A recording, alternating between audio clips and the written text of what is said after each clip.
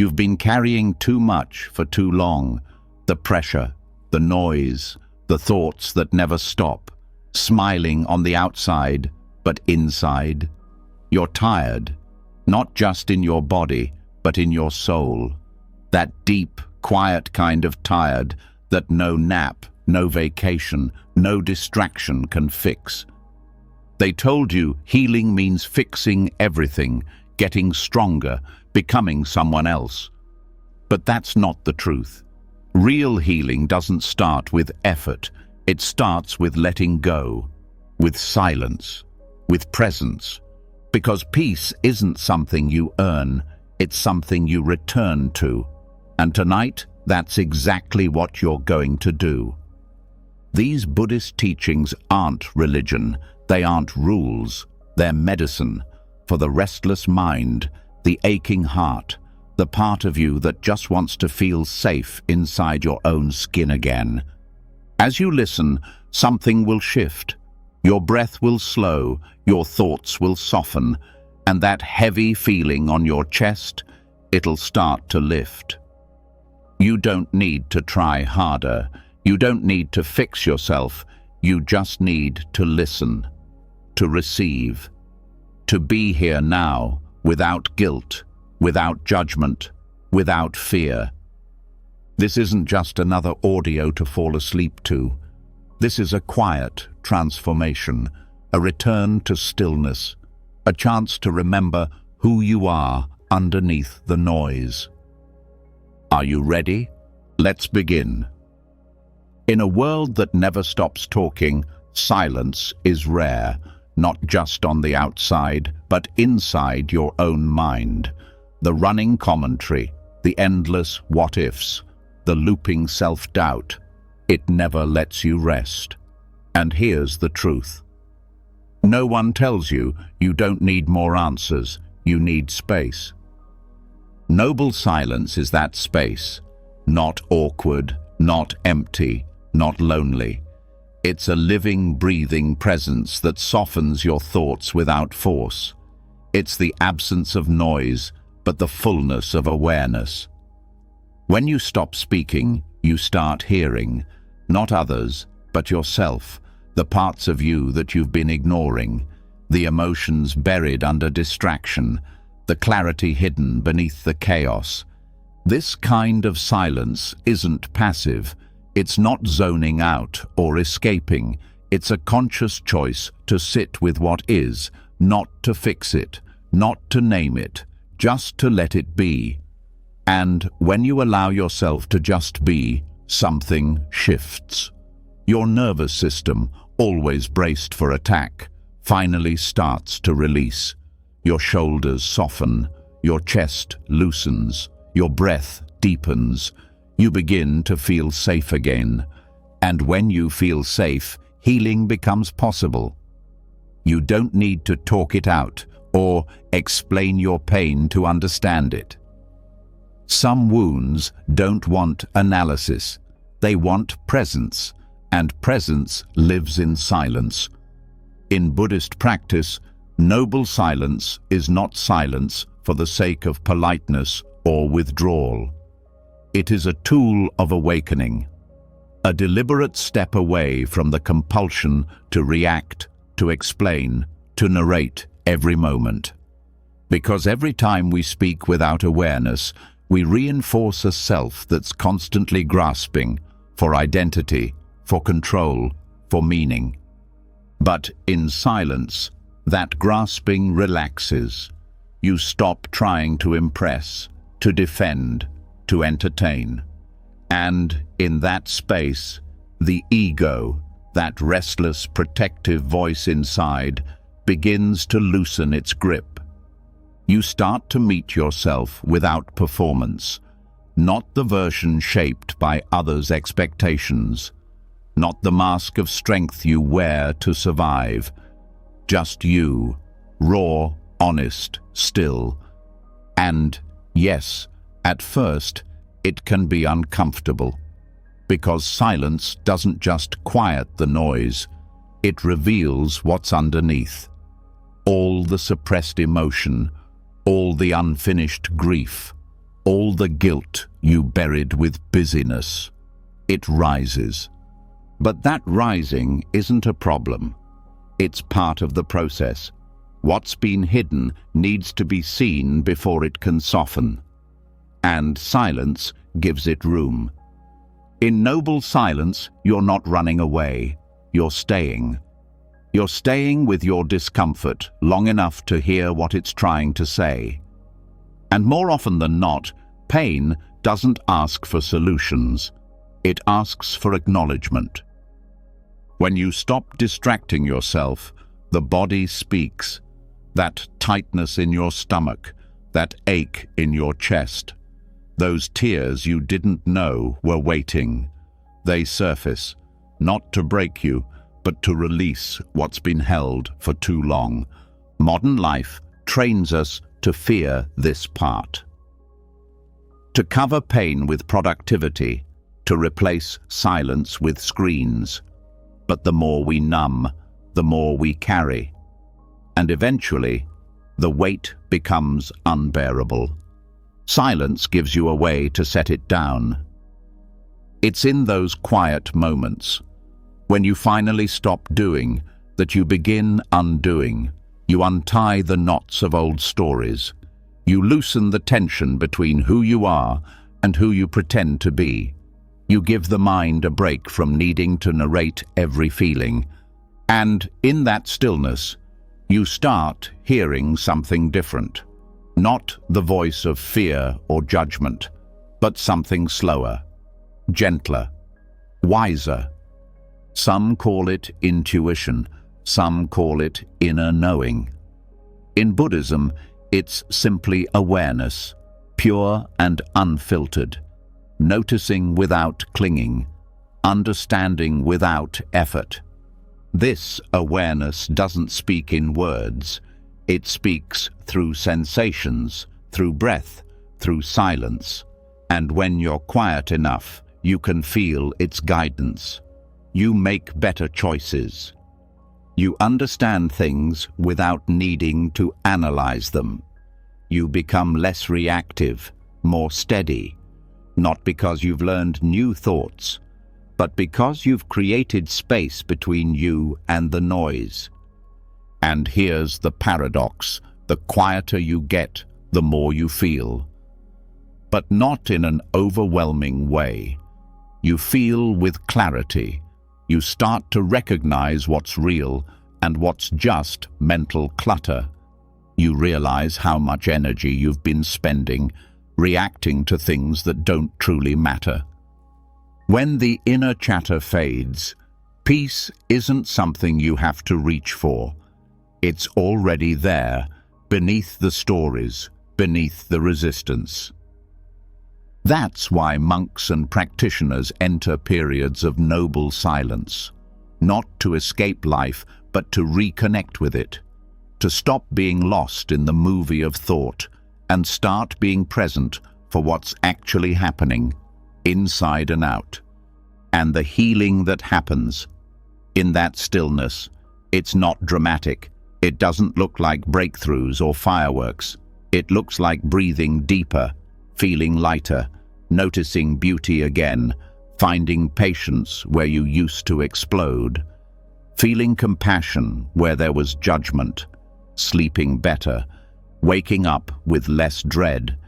You begin to trust yourself more, not because you figured everything out, but because you made space to feel what's true.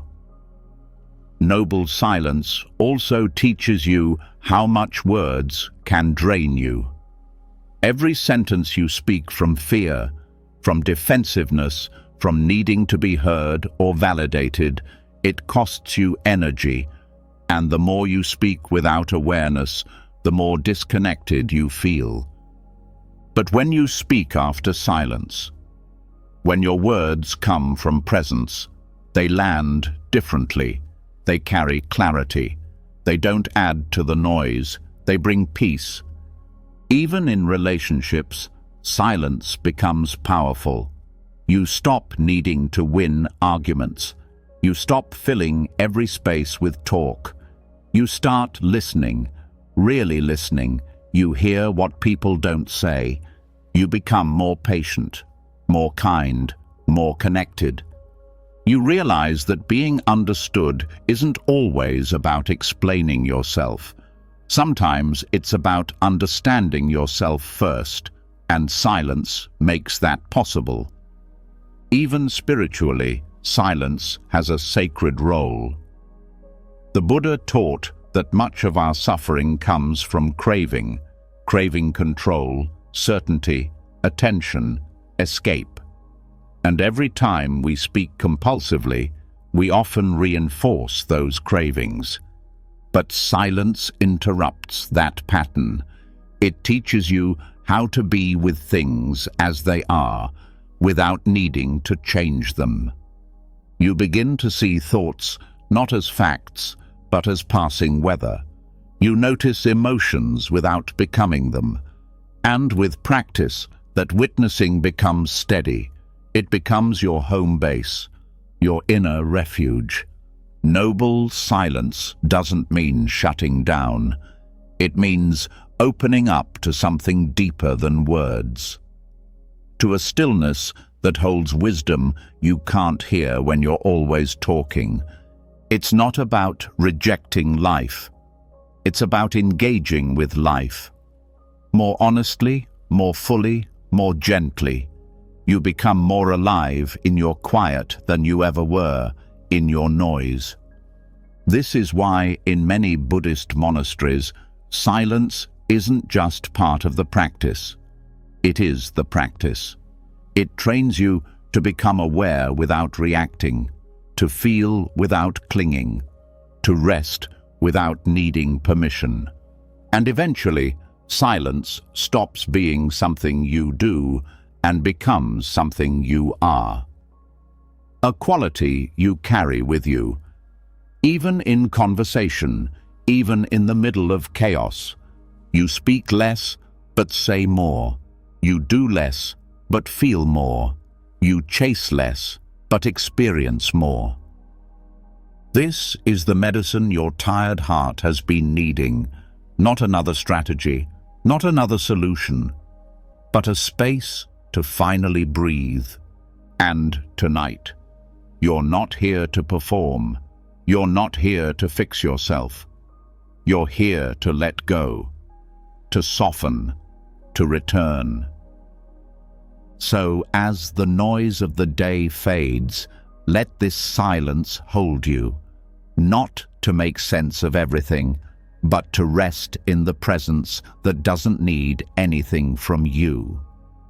Here, in this moment, there is nothing to prove, nothing to say, just breath and stillness and a quiet place where healing begins. You've arrived, and you're safe here. And as you rest in that silence, something deeper begins to stir. Not just peace, but a kind of warmth. A soft energy that moves toward your pain instead of away from it. A presence that doesn't rush to fix you, yet refuses to abandon you. This is where silence meets the heart. And what arises from that meeting is karuna. Karuna is not just feeling sorry for someone. It's not the sad nods or the empty words. People say when they don't know what else to offer. It's not sympathy that looks from a distance. It's not pity that sees you as broken. Karuna is something else entirely. It is compassion with depth. Compassion that enters the room and stays. Compassion that stands beside suffering without needing to shrink it or escape it. It is one of the 4 immeasurables in Buddhist teaching, boundless states of mind that open the heart beyond limitation. And karuna is what opens the door when suffering knocks. It does not turn away. It does not hide behind positive thinking or force forgiveness. It faces pain, head-on, but without violence, without panic, without control. True karuna starts by understanding that suffering is not a failure. It's not a sign that something is wrong with you. It's a universal experience. Everyone suffers, not just those who cry out loud, but even those who seem fine. And when you truly know that, your heart softens, not just toward others, but also toward yourself. Because the first step in karuna is recognizing that you are deserving of it too, that your struggles, no matter how small they seem compared to others, are worth holding with tenderness. Most people skip this part. They offer kindness outwardly, but turn harshness inward. They say things to themselves they would never say to a friend. Karuna interrupts that pattern. It begins by sitting with your own pain without judging it, by holding the fear, the sadness, the anger as you would hold a crying child, not trying to silence it, not trying to justify it, but simply being with it until it begins to unfold. This is not weakness. This is a strength. Few people ever learn the strength to stay present with suffering, not run, not escape, not harden. And when you develop that compassion for yourself, something beautiful happens. You start to see that same pain in others, even when they try to hide it. You no longer react to cruelty with cruelty, because you understand where it comes from. Not excusing it, understanding it. Karuna sees the wound under the behavior, and from that seeing, it responds differently. Compassion then becomes active. It's not a passive emotion. It moves, it reaches, it extends, not because it's trying to be noble, but because it can't help itself. The heart that's been touched by karuna doesn't just witness pain. It moves toward it, with care. It listens without trying to speak over. It holds space without rushing to solve. This is why karuna is so different from pity. Pity looks down. Karuna looks eye to eye. Pity distances. Karuna joins. Pity keeps the other person small. Karuna reminds them of their dignity, even in their darkest hour. Pity says, "That's too bad." Karuna says, "I'm here with you." In practice, this means learning to offer presence rather than solutions. When a friend is hurting, we often jump to advice. We want to fix it so we don't have to feel helpless. But karuna can sit in helplessness without collapsing. It knows that just being there, fully there, is more healing than any advice could ever be. And sometimes karuna is fierce, not angry. Fierce, it speaks truth when truth is needed. It sets boundaries when harm is present. It refuses to feed delusion, even in the name of kindness. Because real compassion doesn't indulge lies, it illuminates them. And it does so with love, not shame. This kind of compassion takes practice. It's not always natural, especially in a culture that praises independence and disguises numbness as strength. But the more you practice karuna, the more it changes you. It shifts the way you see the world. You stop seeing people as problems. You stop seeing yourself as a project. You start seeing the shared thread, the universal tenderness beneath every mask. And that changes everything. When you're rooted in karuna, your reactions change. You become slower to judge, slower to assume. You learn to ask instead of accuse. You become curious instead of defensive. and your presence becomes a kind of healing for those around you, even when you say nothing at all. Because karuna is felt, not just heard. It radiates through body language, through tone, through silence. And most people are starving for that kind of energy, the kind that doesn't demand anything but offers everything. A presence that says, "You're safe, you're seen, you're enough." Even in conflict, karuna shifts the dynamic. Instead of trying to win, you try to understand. Instead of pushing, you pause. You learn to speak from the heart instead of from ego, not because you want to be the bigger person, but because you no longer want to live in a world of constant tension. Karuna also helps release emotional baggage you didn't even know you were carrying. Old resentments, buried shame, self-criticism that played on repeat for years. These begin to soften when held in compassion. You don't need to force forgiveness. You don't need to revisit every detail. You just need to stop adding more pain with judgment. Self-compassion isn't self-indulgence. It's a deep acknowledgement that healing takes time, that progress isn't linear, that some days you'll be gentle, and some days you'll forget everything you've learned. And that's okay. Karuna doesn't measure your worth by your performance. It just stays, no matter what. And when you offer that same compassion to others, you're no longer drained by their struggles, because you're not trying to carry their burden or save them.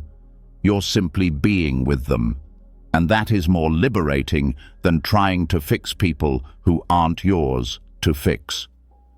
Karuna also teaches you to see the world differently.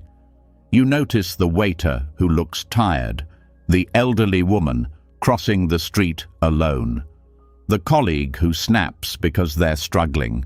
You don't make up stories, you don't romanticize their pain, but you pause long enough to offer a silent blessing, a gentle thought, a small act of care. That ripples, even if they never know it came from you. Compassion is a kind of wisdom. It knows when to hold on and when to let go, when to intervene and when to step back. It's not always soft, but it's always kind. And the more you align with that frequency, the more you heal, not just your own heart, but the space around you. Karuna doesn't burn you out because it's not about sacrifice. It's about connection. When you help from a place of ego, you feel exhausted. When you serve from a place of genuine compassion, you feel replenished. Because you're no longer trying to be a hero, you're just showing up with an open heart. And there's a kind of freedom in that. The freedom to be human, to let others be human, to stop holding yourself to impossible standards, to stop holding others to them too. Compassion is not perfection, it's presence. And in that presence, healing happens. Even on a global level, karuna matters. It's easy to feel powerless in the face of so much suffering. But compassion is a form of action. Every time you respond with kindness instead of judgment, every time you pause instead of react, you are planting a seed. You are shaping the world, quietly, gently, powerfully. And over time, karuna changes your nervous system. Your reactions slow down. Your stress responses diminish. Your heart opens in places it used to close. Compassion doesn't just heal the mind. It heals the body, the immune system, the hormones, the breath. All respond to the presence of care. You learn to sit with pain without shrinking from it. You learn to offer light even when you feel dim. You learn that some wounds aren't there to be removed. They're there to teach you how to love more deeply. Karuna does not come from certainty. It comes from intimacy with uncertainty. From being with life as it is, not as you want it to be. From letting go of control and reaching for connection instead. And that connection doesn't have to be loud. Often, it's found in the smallest moments. A look, a breath, a hand on the shoulder, a wordless stay. And in those moments, something shifts. Not just in others, but in you. You become a place where people feel safe to be real, where masks drop, where hearts unfold, and maybe for the first time they feel seen, truly seen, not for who they pretend to be, but for who they are right now. That is the power of Karuna. Not just a feeling, not just an idea, but a way of moving through the world, a way of living with a heart that is awake, not fragile, strong, because it has learned how to stay soft in a world that teaches you to harden. This tenderness is not a weakness, it's a revolution, and as you rest with this truth, tonight, let your heart know it's okay to be soft, it's okay to feel, it's okay to care without needing to control. Compassion is not a risk, it's a return to your most human self, a return to love without conditions, and that return begins now.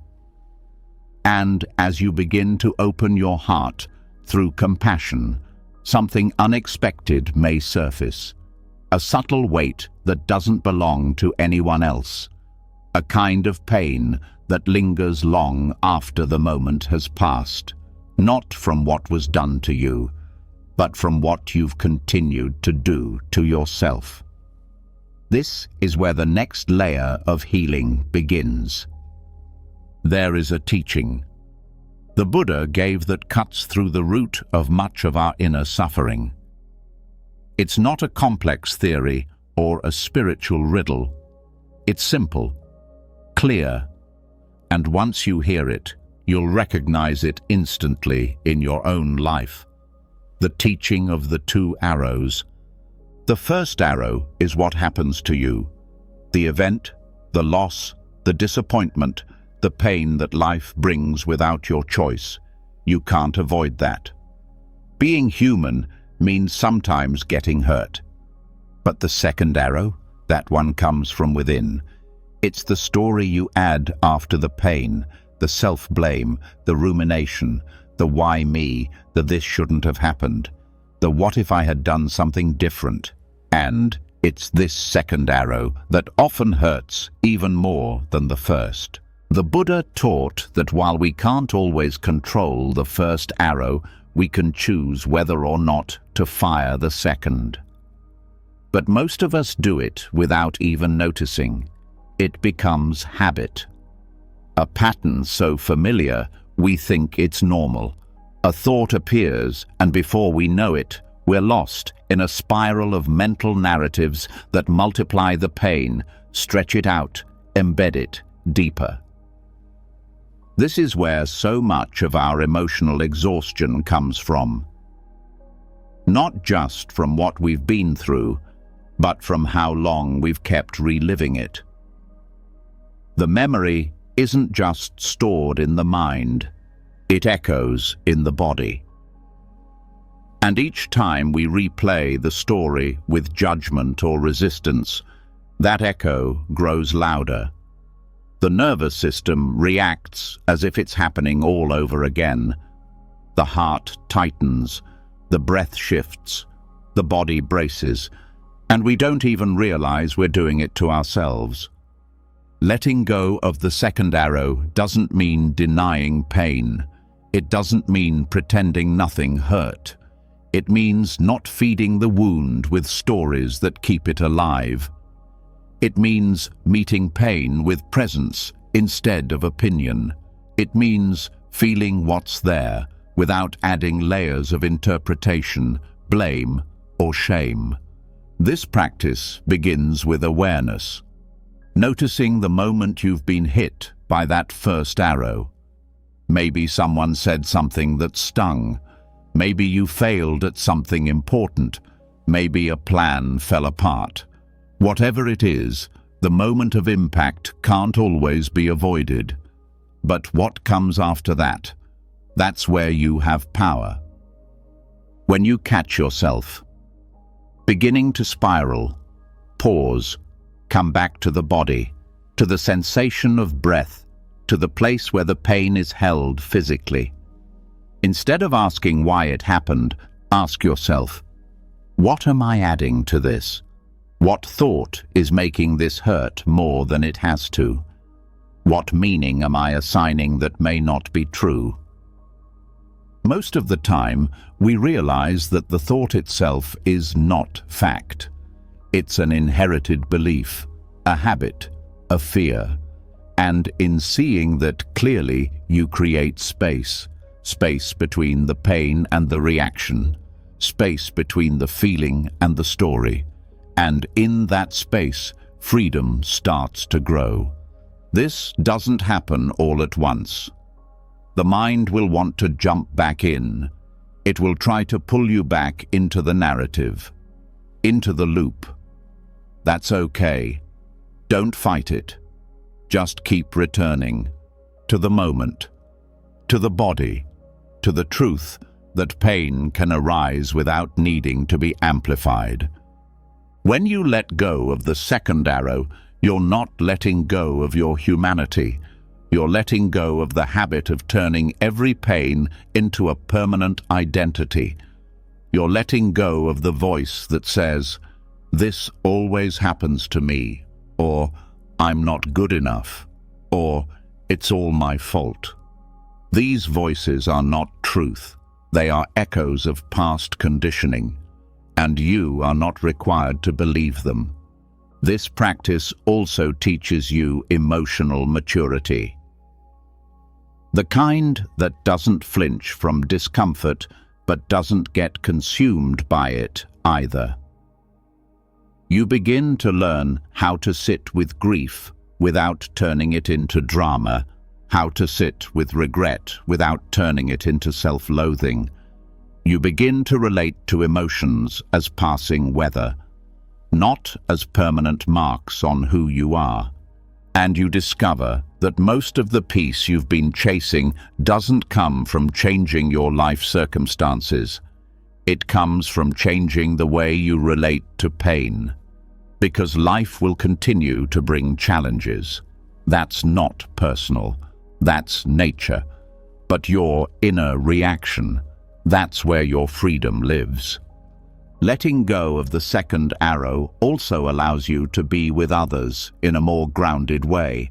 You stop projecting your old wounds onto present moments. You stop reading between the lines where there's nothing written. You listen more carefully. You react less harshly. You learn that every emotion doesn't need a commentary. Every feeling doesn't need a fix. This is a quiet, deep discipline, a subtle kind of strength, one that no one else may ever see, but that changes your whole relationship with life. You don't need to be stoic in the sense of shutting down. You just learn not to make things heavier than they already are. You also learn that forgiveness, real forgiveness, begins here, not with the other person, with yourself. When you stop replaying the moment over and over, you free the energy that was stuck there. You start to heal without needing closure from anyone else. You begin to feel whole again because you're no longer splitting yourself between past pain and present possibility. Letting go of the second arrow doesn't mean you won't feel. It means you'll feel without getting lost. You'll grieve without collapsing. You'll hurt without turning it into a life sentence. You'll know that pain can visit, but it doesn't have to move in. It also helps you to trust yourself. When you know that you can meet pain without feeding it, you stop being afraid of it. You become resilient, not because nothing affects you, but because you no longer multiply the effect through rumination. Your heart becomes stronger because it learns to feel without drowning. And over time, you'll notice that the space between pain and reaction grows wider. You'll find yourself breathing instead of spiraling, listening instead of assuming, resting instead of reacting. And in that space, there's peace, not because life became easier, but because you became wiser. This practice of not firing the second arrow also reveals how much of our suffering comes from resistance, not just from pain itself, but from the way we argue with reality. The thought that it shouldn't have happened, the belief that it ruined everything, the fear that it will always be this way. When you let go of these thoughts, you come back to what's real. The sensation in your body, the truth of what's happening now. And almost always, the present moment is more manageable than the story your mind is telling about it. This awareness doesn't make you passive, it makes you clear. When action is needed, you take it, but from a place of wisdom, not from a place of panic. You don't speak just to defend your pain. You speak because it's time, and you do it without the extra weight of inner turmoil. Letting go of the second arrow is not a detachment from life. It's a deeper entry into it, a way of meeting each moment with clean eyes, a way of trusting that you can handle what comes without making it worse by firing arrows at yourself. It's a lifelong practice, but every time you catch yourself before the spiral, you're shifting your entire relationship with pain. You're becoming the kind of person who can hold difficulty with grace, who can face loss without losing themselves, who can meet life on its terms without being broken by it. This is not about avoiding emotion. It's about ending unnecessary suffering.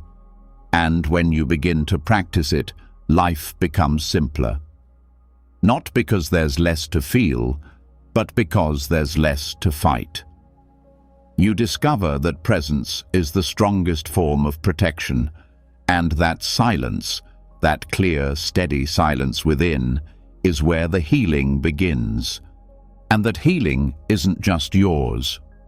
When you stop firing the second arrow at yourself, you stop firing it at others too. You become a source of peace. A person who can hold pain without passing it on, and that makes you not only free, but safe to be around. You no longer add to the noise. You no longer create stories that trap you. You move lightly. You speak carefully. You live gently. And maybe that's what true strength looks like. Not the absence of pain, but the absence of self-inflicted wounds. This is how the cycle ends, and something new, something quiet and steady, begins. And once you begin to recognize the pain you add through thought, you might notice something else. The pain that was already there, sitting quietly beneath the surface, not loud, not dramatic, just a constant pull on your energy. A subtle drain you couldn't quite name. It's not just one wound, it's the accumulation, a layering of thoughts, emotions, beliefs, and habits that have been left untouched for years. The Buddha understood this inner weight well. In one of his most precise teachings, he spoke directly to it, the Sabbasava Sutta. This teaching doesn't just focus on big, obvious forms of suffering. It goes deeper into the subtle defilements of the mind, into the quiet poison that builds over time. These mental toxins, known as the asavas, don't always announce themselves. They show up in patterns you don't even realize you're following. Patterns that keep you restless, reactive, unfulfilled, and exhausted, even when life seems fine on the outside. The word asava can be translated as outflows or leaking taints. The concept refers to mental states that drain vital energy. They leak out through unexamined craving, delusion, wrong views, and the subtle clinging to identity. When left untreated, these outflows slowly pull the mind away from peace. Like a vessel with cracks, no matter how much stillness you pour in, it doesn't stay full. The Buddha did not simply point to these poisons. He offered specific, methodical ways to drain them. Not through suppression, not through avoidance, but through direct understanding and practice. And what makes this teaching powerful is its practicality. It acknowledges that the mind must be trained with precision because the toxins within don't always disappear just because you want them to. The first step is clear seeing, the ability to recognize what's arising, and more importantly, where it's coming from. This means catching the initial spark of a thought that leads to unwholesome reaction. For example, you might notice the urge to criticize someone, not because they've harmed you, but because it distracts from your own inner discomfort. That small thought, if unexamined, can set off a chain of harm. But if you recognize it as an asava, as a mental poison arising from habitual insecurity or desire to control, you create a gap. In that gap, awareness begins to neutralize the taint. Some asavas arise from ignorance. The kind that believes lasting peace comes from things outside the mind. The idea that one more achievement, one more person's approval, one more possession will complete you. This belief drives the constant reaching. The Buddha taught that these beliefs must be undone with investigation, not with blind faith. You ask directly, what am I really seeking? What do I think this will solve? What happens when I get it and then lose it again? The more you ask these questions, the more you see the pattern. You begin to realize that the problem is not the world. It's the way the mind relates to the world, through craving, through resistance, through clinging. You notice that every time you chase, you're running from something, and every time you run, you create more restlessness. This is where restraint becomes a form of liberation, not suppression, conscious restraint, holding the mind steady instead of letting it spill out in every direction. Not because desire is evil, but because, when it goes unquestioned, it pulls you away from yourself. You begin to see that not every impulse deserves action. Not every thought deserves a reaction. You practice pausing, not just out of discipline, but out of respect for your energy. Another method taught in the sutta is wise reflection. This means looking deeply into experience without getting pulled into it. It means asking the right questions, not from obsession, but from clarity. Questions like, is this thought leading to more peace or more turmoil? Is this habit helping me or harming me? What would happen if I didn't follow this urge? Reflection is not overthinking. It's precision. It's mental cleanliness. You remove the dust without smearing it further. Some defilements arise from habitual avoidance of pain.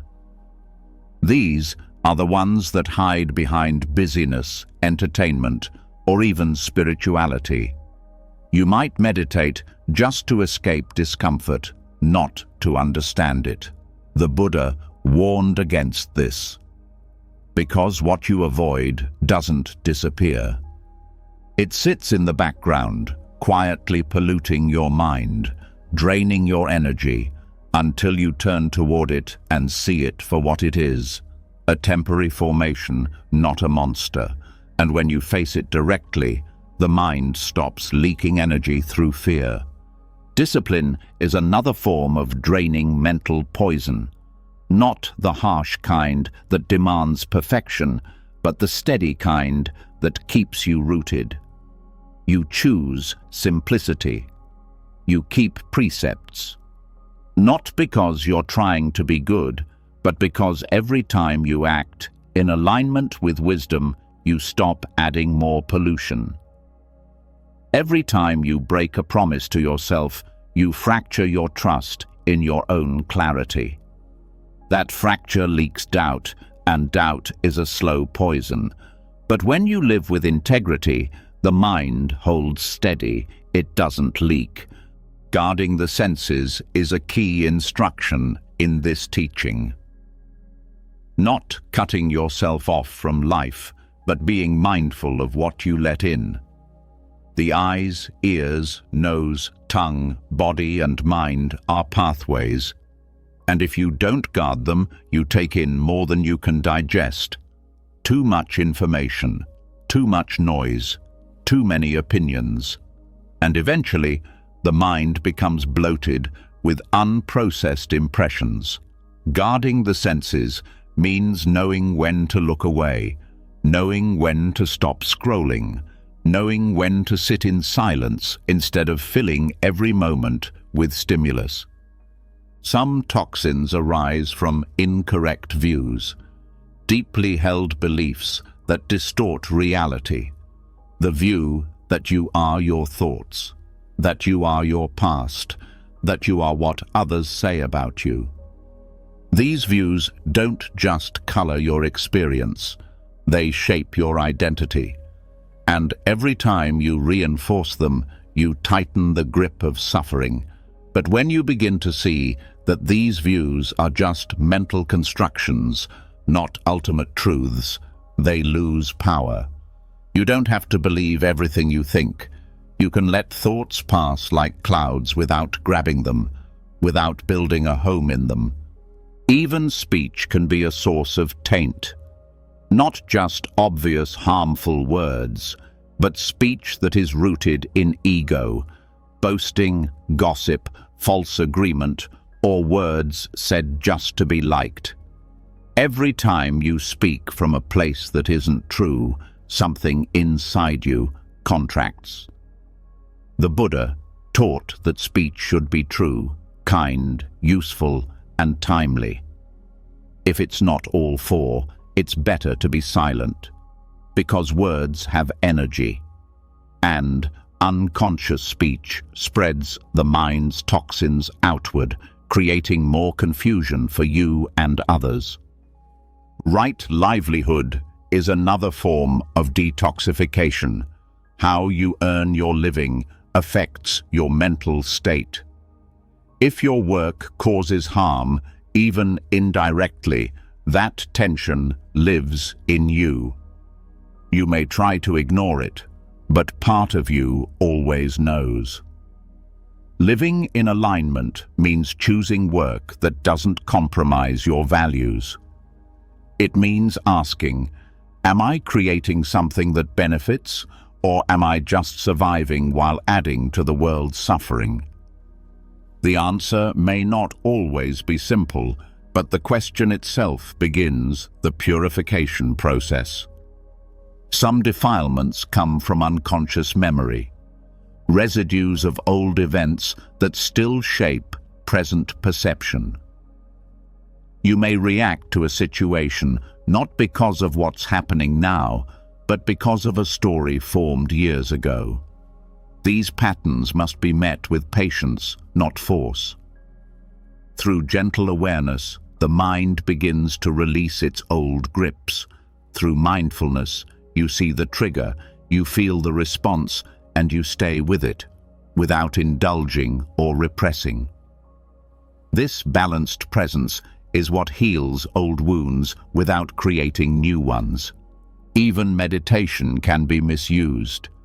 If the intention is wrong, if you meditate to escape or to feel superior, you only feed more taint. But when you sit to observe, to open, to learn, the practice begins to purify on its own. You begin to notice the subtleties, the way craving hides in even peaceful moments, the way ego hides in the desire to be enlightened. But you don't push it away, you just see it, and seeing clearly is the drain. The Buddha was clear. These poisons don't disappear overnight. They are worn deep, often below consciousness, but they can be weakened, they can be drained, not through magic, through practice, through attention, through care. Each time you choose wisdom over habit, the outflows lose their power. Each time you hold still, instead of reacting, the toxins settle. And over time, the mind becomes clear. Not because life stopped being difficult, but because you stopped adding pollution to what was already there. There is a soft joy in this kind of inner work. Not the sharp joy of excitement, but the gentle joy of stability, the quiet confidence that comes from knowing you are no longer held hostage by every thought, that your mind is becoming a place of rest, not a battlefield, that your life is becoming simpler, not because you do less, but because you carry less. And as you drain these poisons, you create space, not just for peace, but for insight, for compassion, for real joy, the kind that doesn't depend on anything, the kind that arises naturally when the mind is clean. And that joy, that peace, that clarity, it doesn't just heal you, it heals everyone you touch. Because a mind that's no longer leaking toxins is a mind that radiates light, and that light begins to spread. And as the mind begins to clear, as the hidden poisons lose their hold, you're left with a kind of stillness that feels both new and familiar. But even in this clarity, there can be questions. Why do certain feelings return so quickly? Why do some reactions still arise before you can stop them? Why do you keep getting pulled back into emotional loops? You thought you had outgrown. The Buddha pointed to a truth that cuts straight to the heart of these patterns, the law of dependent origination. This teaching is not philosophy for the sake of thought.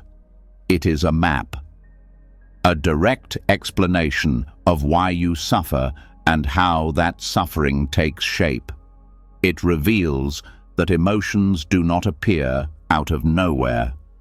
Pain does not exist in isolation. Nothing happens without a cause, and if something has a cause, it can also have an end. The law of dependent origination, or paticca samuppada, shows that every experience you have is conditioned. Not just big events, but thoughts, feelings, reactions, all arise from causes, and each cause is itself a result of something before it. When this exists, that arises. When this ceases, that ceases. This principle is not just about events outside you. It is about the inner chain that leads from perception to suffering. You might feel anxious and think that anxiety is the problem. But anxiety is a symptom. It is the result of a chain that started earlier. Maybe it began with a memory triggered by a sound. That memory gave rise to a thought. The thought led to a sensation in the body. That sensation created a reaction, a tightening, a story, a fear. And before you knew it, you were entangled in a feeling that seemed to arrive fully formed. But it didn't. It was built, step by step, inside you. This teaching allows you to trace the path in reverse, to pause at any point in the chain and see what's really happening. And once you see that emotions are not final truths, but conditional states, you stop being so controlled by them. You can observe instead of obey. You can understand instead of react. The chain often begins with ignorance, not knowing things as they truly are. From that ignorance comes habitual formation. These are the reactions you learned through repetition, ways of thinking, speaking, acting that formed without conscious choice. When these patterns are triggered, consciousness latches on. It recognizes the habit and activates a familiar track. Then name and form appear. You identify the feeling, give it a label, and treat it as solid. That labeling gives rise to the 6 sense bases: contact with the world through seeing, hearing, feeling, tasting, smelling, and thinking. From contact comes feeling, pleasant, unpleasant, or neutral. And from feeling comes craving, the desire to hold on to pleasure, push away pain, or escape boredom. That craving leads to clinging, the mental habit of possessing, defending, controlling, and clinging creates becoming, the construction of a sense of self around the experience. This process happens rapidly, most of it beneath awareness. But when you slow down, you can see it unfolding, and that seeing changes everything. Because once you understand that what feels like you is actually a sequence of causes, you stop taking everything so personally. You stop saying, "I am angry," and instead see, anger has arisen due to conditions. You stop saying, "I am broken," and start noticing, pain has arisen because a thought was believed without question. This isn't a denial of experience, it's a deepening of understanding. It's seeing that what you feel is real but not ultimate. It is a wave, not an identity, a reaction, not a sentence. And when you understand that each part of the chain depends on the previous part, you gain power. Because if you can interrupt even one link, you break the cycle. This is where mindfulness becomes transformative. Not just as a way to calm down, but as a tool for discernment. You start to notice the exact moment contact leads to feeling. The instant feeling shifts into craving. And in that space, you can pause. You can breathe. You can let the impulse pass without fueling it. That pause isn't passive. It is a rebellion against automatic suffering. Many of your emotional struggles don't come from the first reaction. They come from feeding that reaction over and over. You replay a situation. You attach meaning. You defend it. You use it to confirm a belief about yourself or others. And that entire web of suffering began with a moment of contact that was never fully seen. Dependent origination teaches you that suffering doesn't come from experience alone. It comes from ignorance of how that experience was formed. Once you see the process. Clearly, You don't need to fight every feeling. You just stop building more pain on top of it. This also changes how you relate to other people. You begin to understand that their behavior comes from their own chains of conditioned reaction. That the harsh words or cold silence you receive may have nothing to do with you personally. That what they call personality is often just layers of unexamined conditioning, and from that understanding comes compassion, not because you approve, but because you see more clearly. The law of dependent origination is not just theory. It's a lens that brings the world into focus. It shows you that even your deepest habits are not permanent. They are maintained by conditions. And if you change the conditions, the habit begins to weaken. You don't need to destroy the whole chain overnight.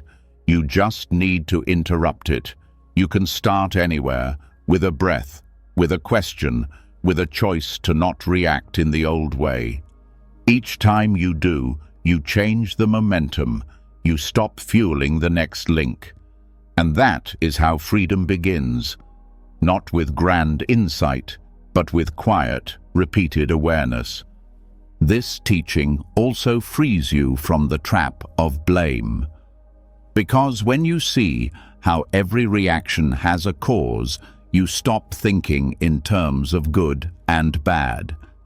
You see suffering as something that happens when wisdom is absent, not as something that happens to bad people. And that view opens a door to healing. You don't shame yourself for reacting. You study the reaction. You learn from it. You begin to meet each moment with curiosity instead of criticism. And the more you study the process, the more flexible the mind becomes. You stop getting stuck in roles. You stop saying, "I'm just this way," because you know that who you are is being created moment to moment. And that realization doesn't diminish you. It liberates you. You can become something different, not by force, but by understanding. The chain also shows why escaping doesn't work. You might try to change your environment, your job, your relationships, hoping to feel better. But if the inner chain remains unseen, the same reactions follow you. Because the trigger isn't always external. It's the mind's interpretation that creates the loop. Once you begin to see that, you start looking for freedom in the right place. Not outside, but in awareness itself. This teaching is often called deep, but it's not complicated. It just requires attention. Each moment is an opportunity to witness the process at work, to feel contact without reacting, to experience feeling without grasping, to let thoughts appear without believing everyone, and slowly the chain weakens. This weakening doesn't create numbness, it creates presence. You still feel, you still live. But you are no longer a puppet pulled by unseen strings. You act with intention instead of habit. You choose your response instead of being chosen by it. That choice is not always easy, but it is always possible. The power of this teaching is that it applies to every part of life, to relationships, to work, to inner dialogue, to moments of joy and pain. It shows you that nothing is fixed, that everything arises from conditions, and that wisdom is the condition that can end suffering. You begin to see the beauty in simplicity, the strength in clarity, the peace in knowing that emotions don't need to be resisted or worshipped. They can be understood, And in that understanding, they lose their power to control you. And as you continue to observe this process, you begin to experience moments of genuine freedom. Not because you're detached, but because you're awake. You stop being a victim of inner weather. You start becoming the sky it passes through. This is not a cold distance. It's a warm presence. It allows you to be in life more fully because you're not always escaping, chasing, or avoiding. You're meeting each moment as it is, seeing the chain, seeing the choice, and trusting in the power of awareness to guide you through it. This is the quiet revolution at the heart of the Buddha's teaching. Not a promise to end pain entirely, but a path to end the unnecessary chains that turn pain into lifelong suffering. And as you walk that path, you begin to see that freedom was never far away. It was just covered by habit, and now you're starting to uncover it. And as you begin to see the inner mechanics of suffering, something subtle becomes clear.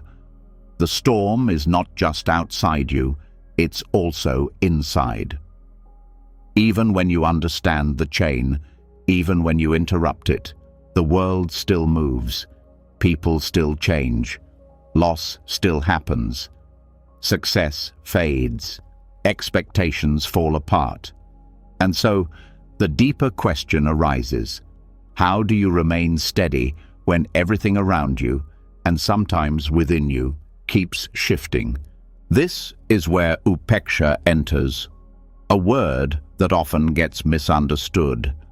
Not indifference, not emotional distance, but a deep, sacred equanimity, a strength that does not flinch, a calm that does not come from ignoring pain, but from facing it with unshakable clarity.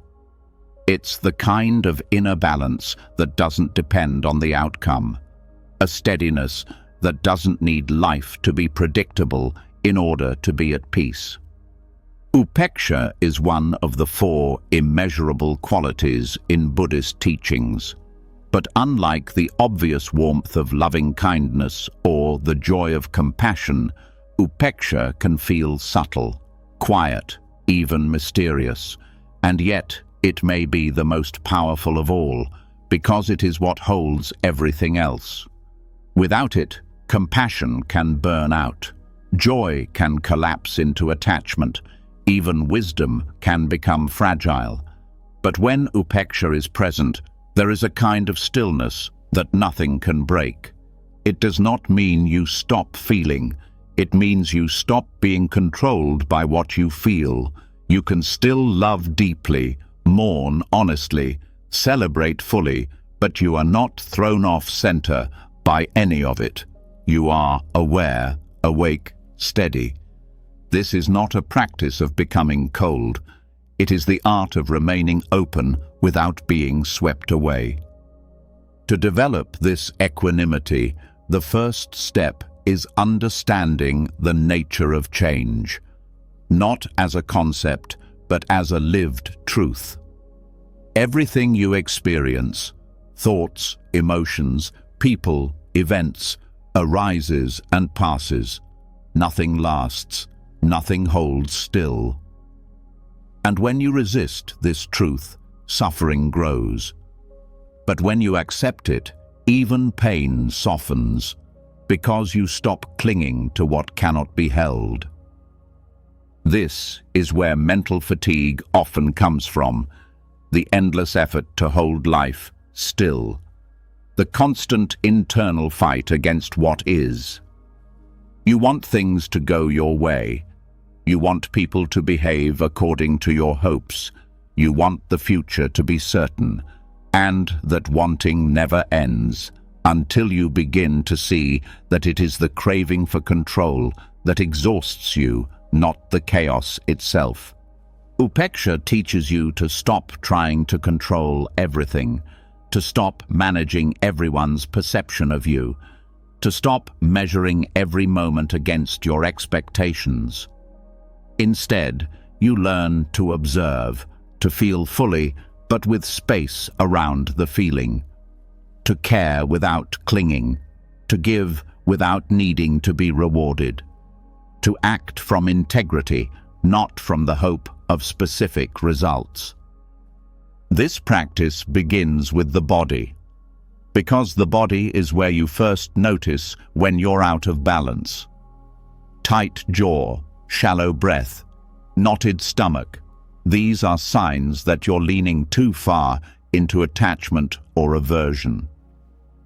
Equanimity brings you back to center, not by pushing emotions away, but by creating enough awareness to let them flow through you without becoming your identity.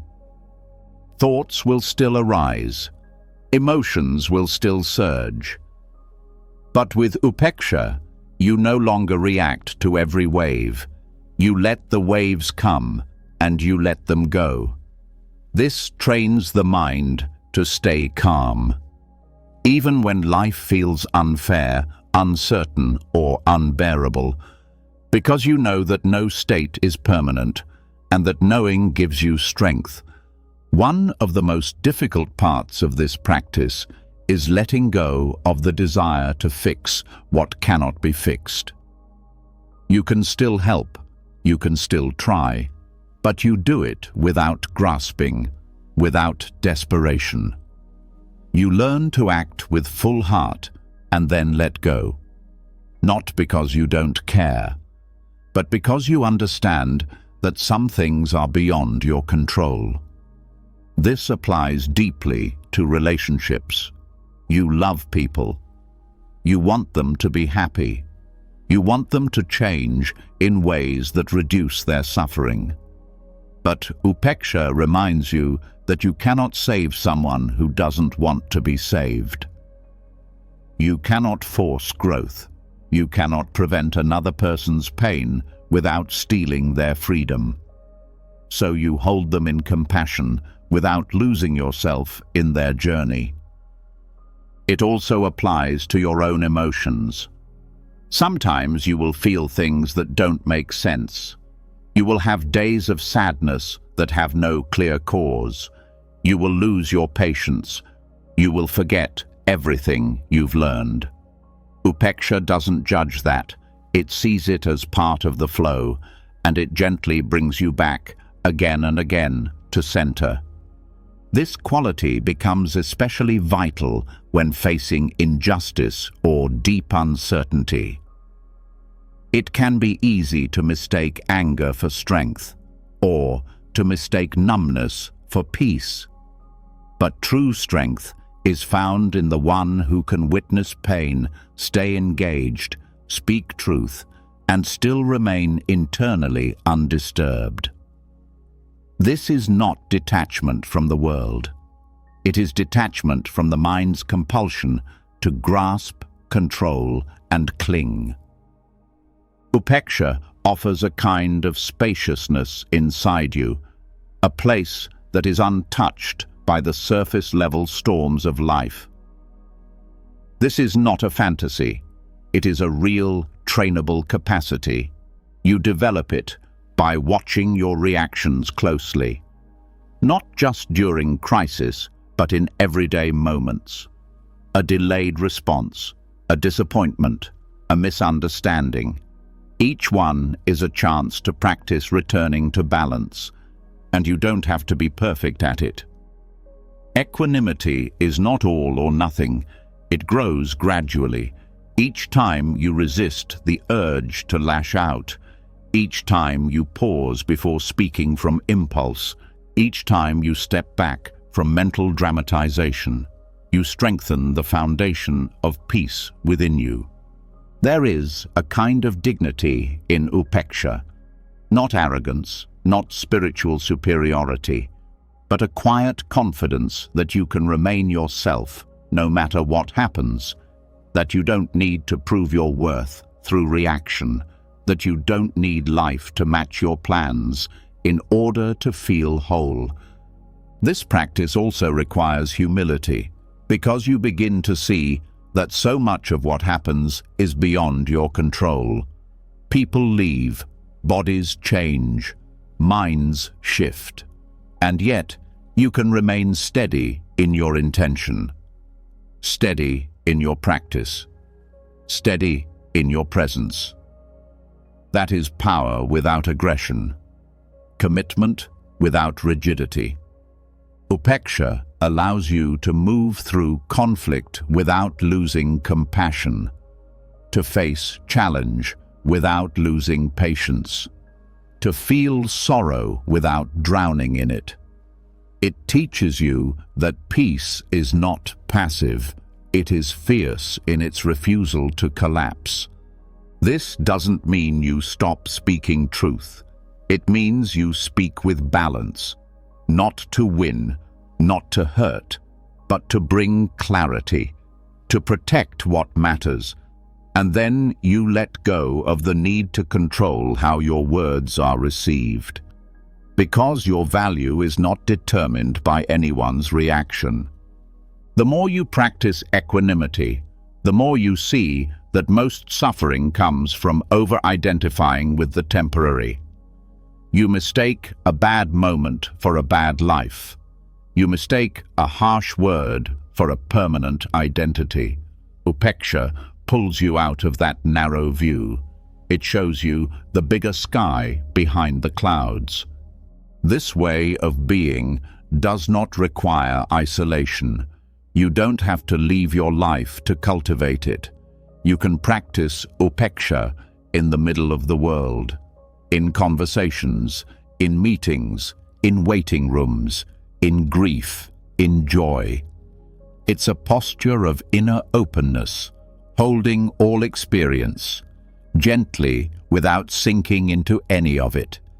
You might be surprised how often this quality calms others too. When you stop reacting, others begin to feel safe around you, not judged, not pushed, just met with presence. This is a form of healing, a kind of medicine you offer by your very way of being. Upeksha doesn't solve every problem, but it changes your relationship to every problem. Instead of being pulled by emotion, you're guided by insight. Instead of being tied to outcome, you're anchored in intention, and that makes everything lighter. Not because life is easier, but because you are no longer at war with it. Even in your own mind, you learn to let thoughts come and go without chasing them, without believing every urge. You see the movement of mind without getting stuck inside it. This doesn't numb you, it frees you. Equanimity is what gives you the strength to be still when everything is in motion, to stay soft when everything calls you to harden, to stay clear when everything around you is confused. This is not a mood. It is a muscle, one that grows with practice, with presence, with patience. And as that muscle grows, you begin to realize that peace was never fragile.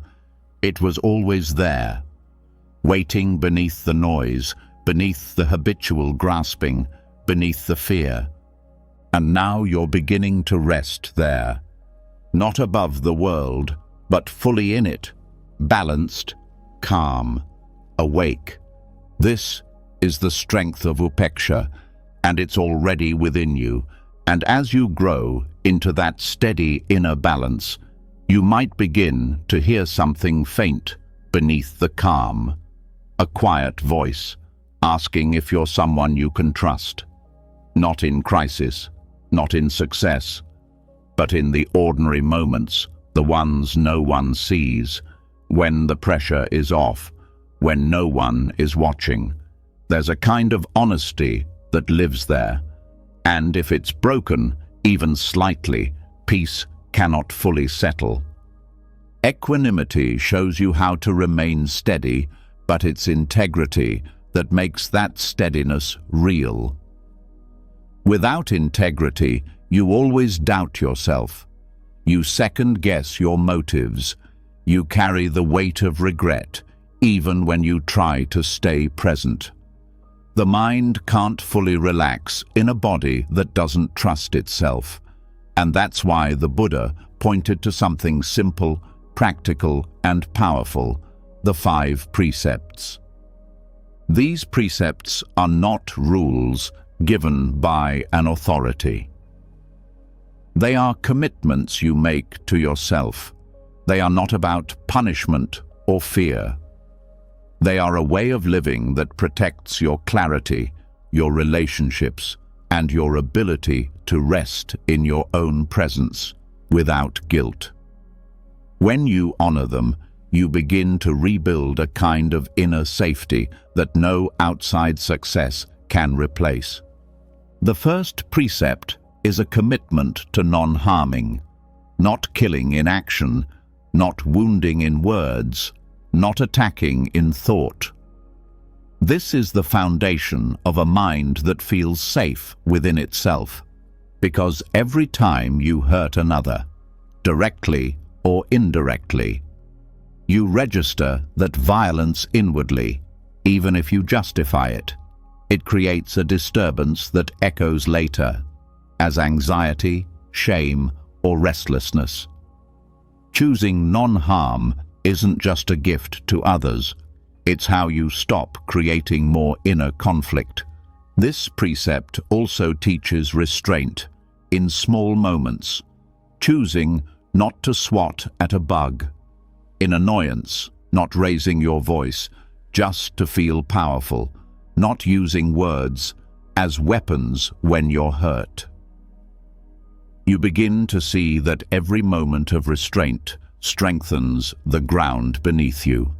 It feeds self-respect in a way that feels quiet but deeply fulfilling. The second precept is not taking what is not freely given. This is about more than theft. It's about respecting boundaries, respecting consent, not taking time, energy, or attention that isn't freely offered. It's also about letting go of entitlement, the belief that you deserve something just because you want it. This precept helps heal the part of you that grabs at life out of scarcity. When you begin to live by this, you stop reaching from fear. You begin to receive with gratitude instead of demand. You start noticing when you're consuming more than you need, whether it's things, information, or even emotional support from others. You learn to ask instead of assume, to wait instead of push, and that waiting builds trust, not just with others, but with yourself. The third precept is about wise sexual conduct. At its core, it's a call to honor. Connection without using desire as a weapon or a mask. It's about refusing to manipulate, lie, or mislead in order to satisfy an urge. Because when desire becomes more important than respect, it leaves damage.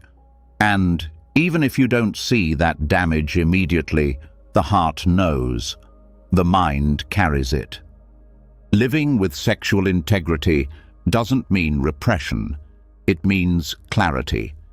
It means staying true in word and action, not promising what you can't hold, not hiding behind charm or flattery, not using others as a way to escape yourself.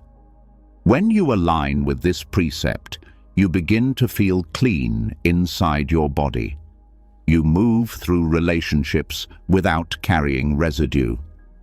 You heal the part of you that used intimacy as a way to avoid loneliness. The fourth precept is about truthful speech. This one runs deep, because so much of daily conversation is shaped by fear. Fear of being judged, fear of being wrong, fear of not being enough.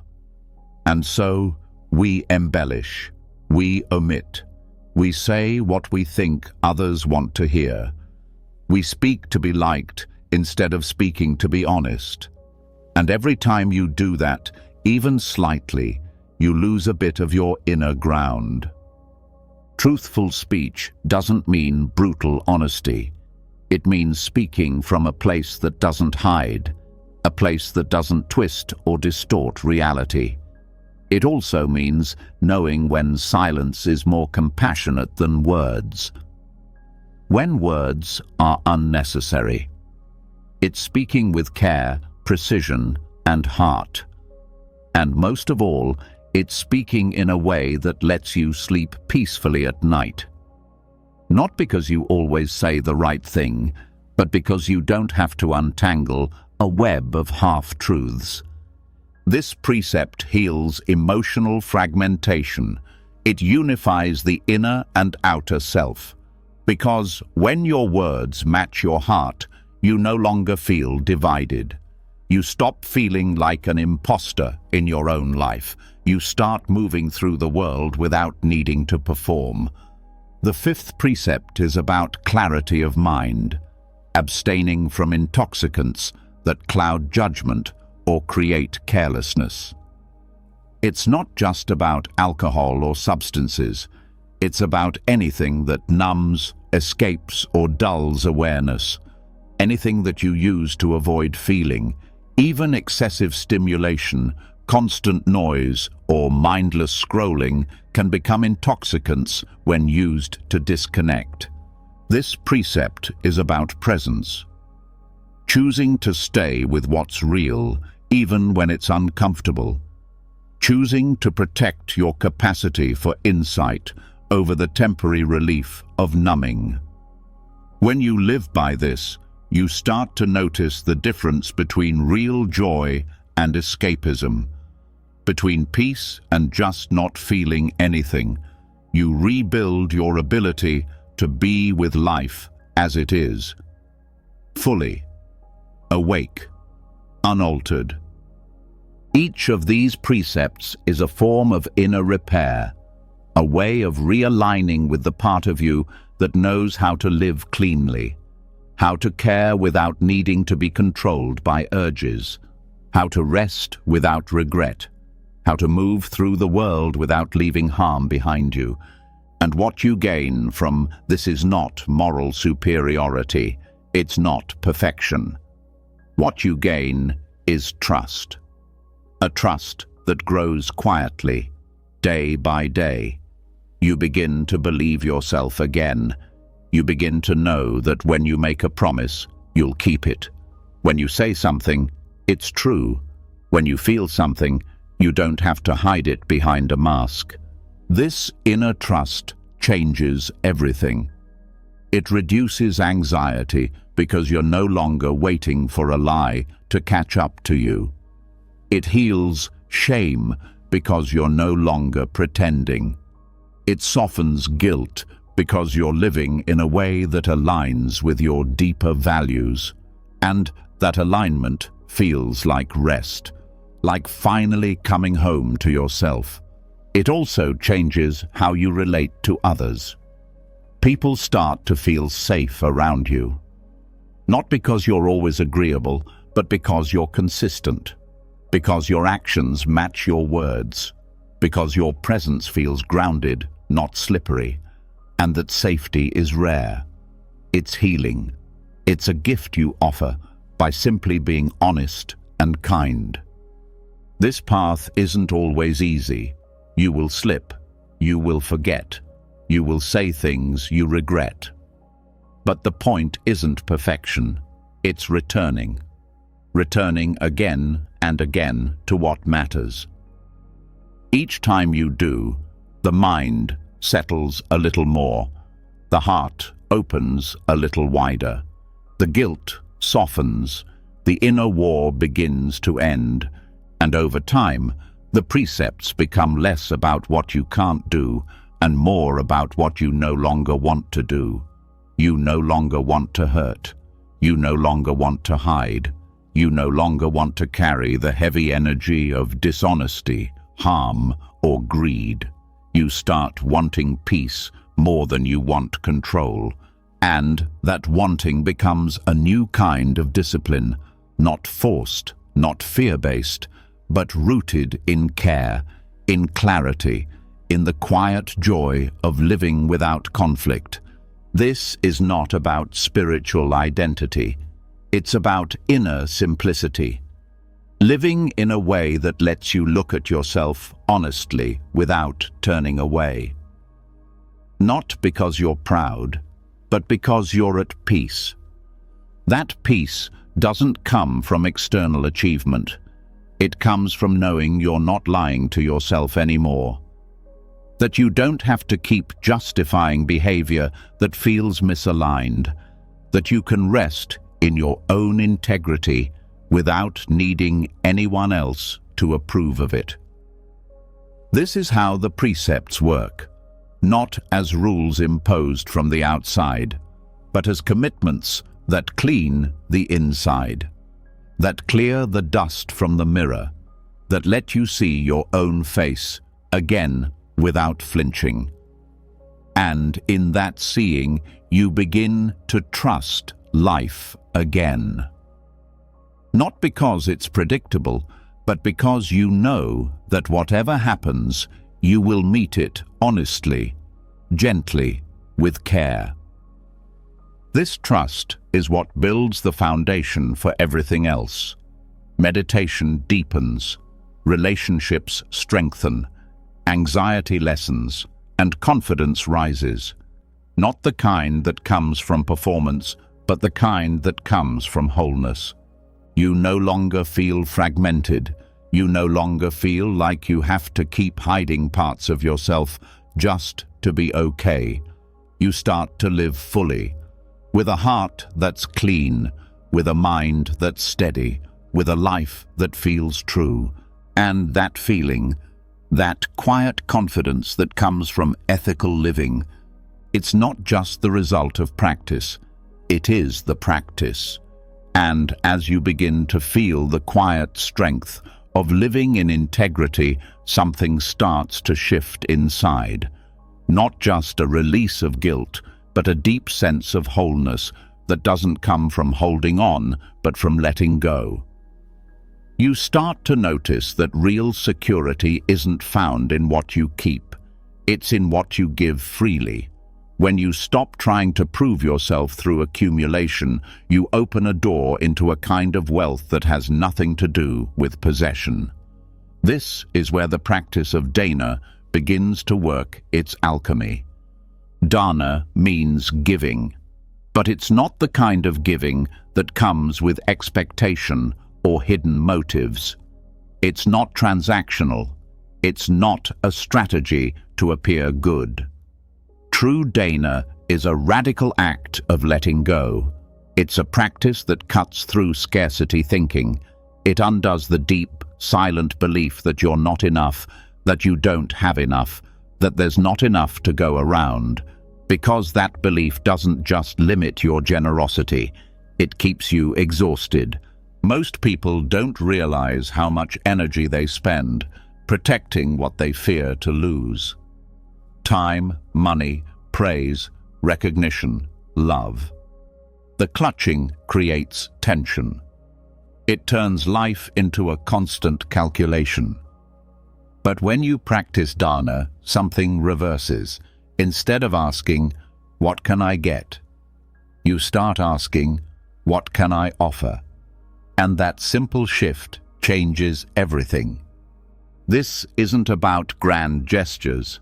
Dana can be small.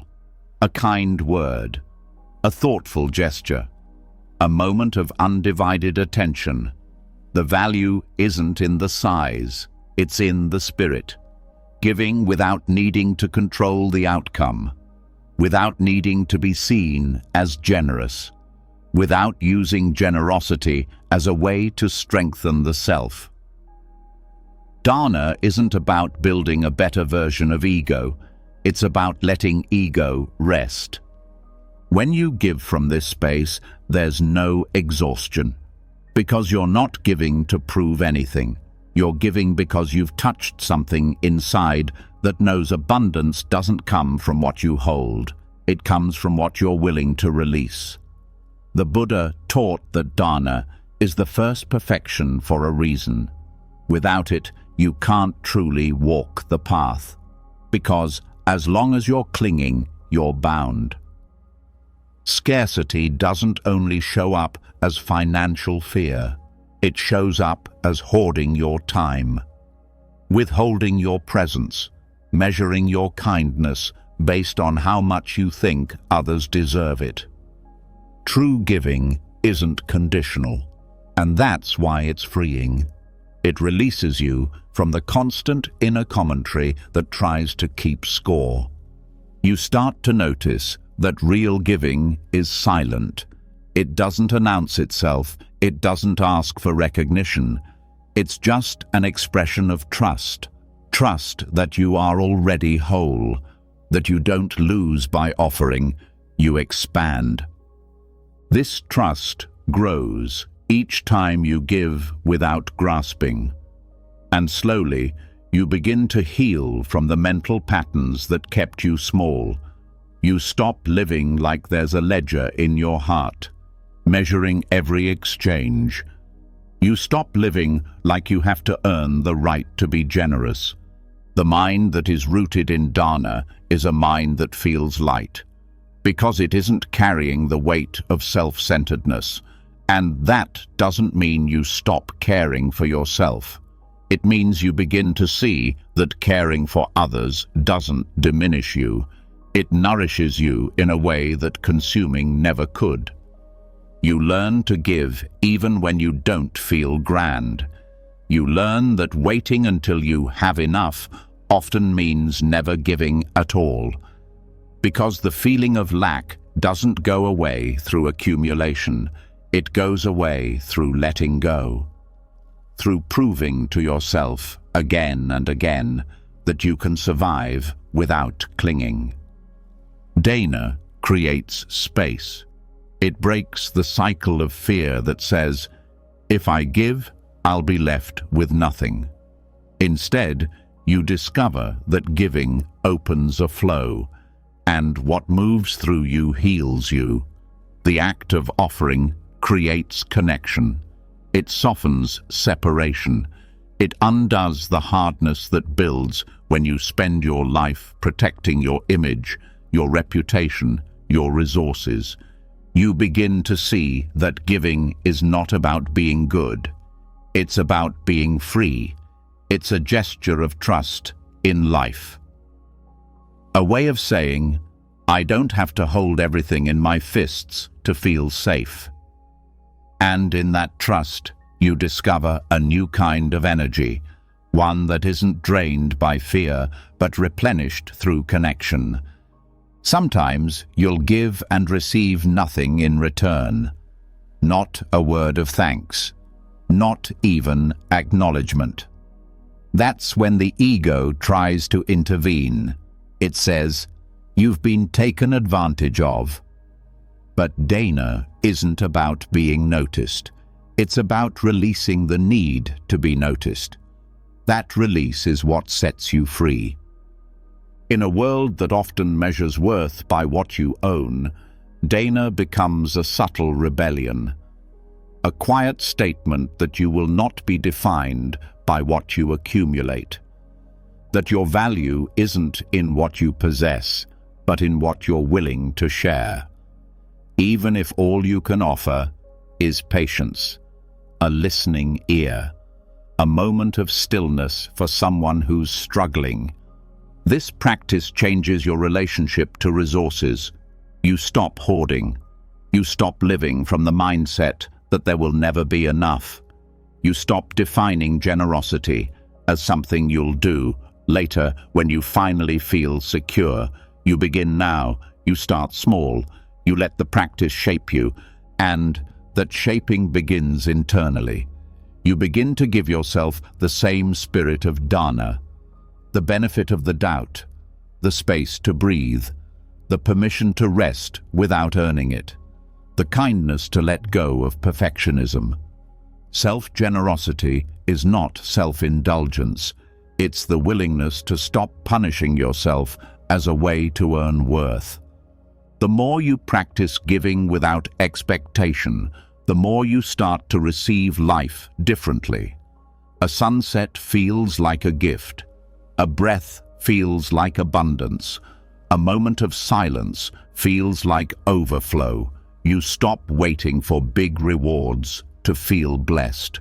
You start seeing the ordinary as more than enough. And something else begins to fade.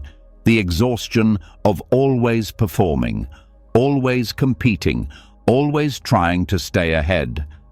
When you give from the heart, not from strategy, you exit the game of comparison. You're no longer giving to be seen as generous. You're just giving because you're no longer bound by fear. This doesn't mean you let yourself be used. Dana doesn't ignore wisdom. You still set boundaries. You still say no when needed. But the no doesn't come from scarcity. It comes from balance, from care, from the deep understanding that you're not responsible for saving the world. You're just here to lighten the load where you can. And in that simple offering, a kind word, a pause, a smile, you become a source of ease in a world that's starving for it, not because you have everything together, but because you've stopped letting the ego run your life. There's a kind of joy that comes with this practice. A lightness, not loud, but steady. It comes from knowing that you're no longer trapped by the fear of not having enough. It comes from experiencing firsthand that the more you give, the less you feel you're missing. Dana is not just about altruism. It's about liberation. The release of the heavy, gripping mind that believes it must always protect, prove, and possess. It's the mind that can never rest because it's always guarding its worth. When you let go of that guarding, something deep softens, and that softness feels like home. You no longer ask, "What do I deserve?" You start asking, "What can I offer?" And in that question, your life changes. You stop measuring. You start flowing. You stop contracting. You start expanding. And the expansion doesn't come from doing more. It comes from releasing what's been blocking the heart. Scarcity, fear, ego, the quiet belief that you must prove your existence by holding tight to everything. You start to see that real generosity has nothing to do with how much you have. It has everything to do with how willing you are to be free. Free from the narrative that you're always one step away from enough. Free from the fear that if you give, you'll disappear. You won't disappear. You'll wake up, because giving is not a loss. It's a return. And as you begin to give freely, without grasping, without needing recognition, you may notice something unexpected. The heart feels lighter, but the body still carries a certain restlessness. Not anxiety in the obvious sense, but a deep, subtle unease that lingers just beneath the skin. Even when the mind is clear and the intentions are pure, the body remembers. It stores everything you've tried to let go of. And this is where stillness isn't always enough. Sometimes the body needs to move in order to heal, and that's when walking becomes medicine. Walking meditation is one of the simplest, most overlooked practices in Buddhist tradition. It's not about exercise. It's not about reaching a destination. It's a way of returning the body to the present moment, one step at a time. This practice isn't an escape from daily life. It's a way of entering it fully through the ground beneath your feet. Most people carry their minds far ahead of their bodies. You think while you walk. You plan. You rehearse conversations. You ruminate. The body is moving, but the mind is somewhere else entirely. Walking meditation reconnects these two. It rebuilds the relationship between breath, step, and awareness, and that simple return can bring a peace that sitting meditation sometimes cannot reach. When you walk with full presence, the mind begins to mirror the pace of the body. It slows, it softens, it lets go of urgency. Each step becomes a statement. I am here, I am safe, I am awake. And that statement isn't spoken, it's felt, deeply, consistently, from the ground up.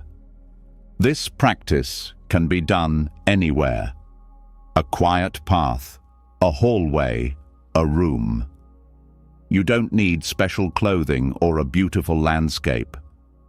What you need is a willingness to pay attention, to let the feet lead the mind instead of the other way around.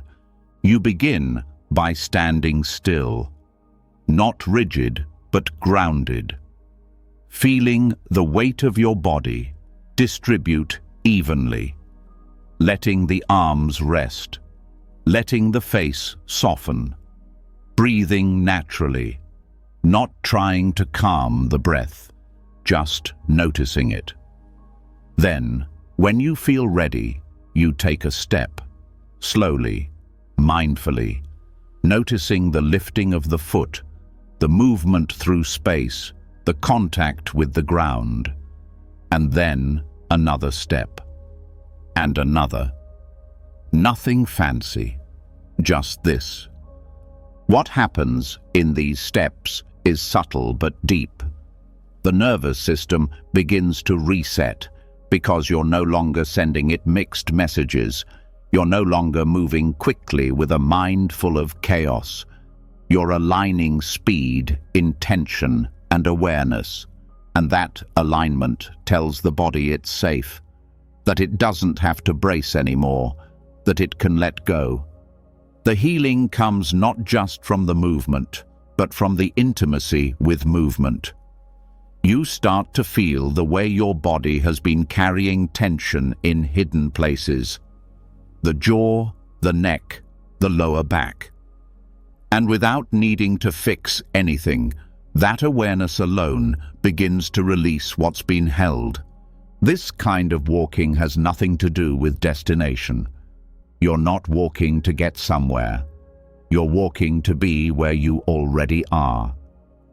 That shift in purpose changes the whole experience. You don't rush. You don't lean forward. You don't chase a future moment. You rest in each step as if it were enough. And over time, you realize it is. Many emotional patterns are stored in the body as unfinished movement. Trauma, anxiety, grief. These are not just mental states. They are physical, and walking meditation allows them to be felt in a gentle way, a way that doesn't overwhelm, a way that offers space instead of pressure. You may notice thoughts arise while you walk. That's not a problem.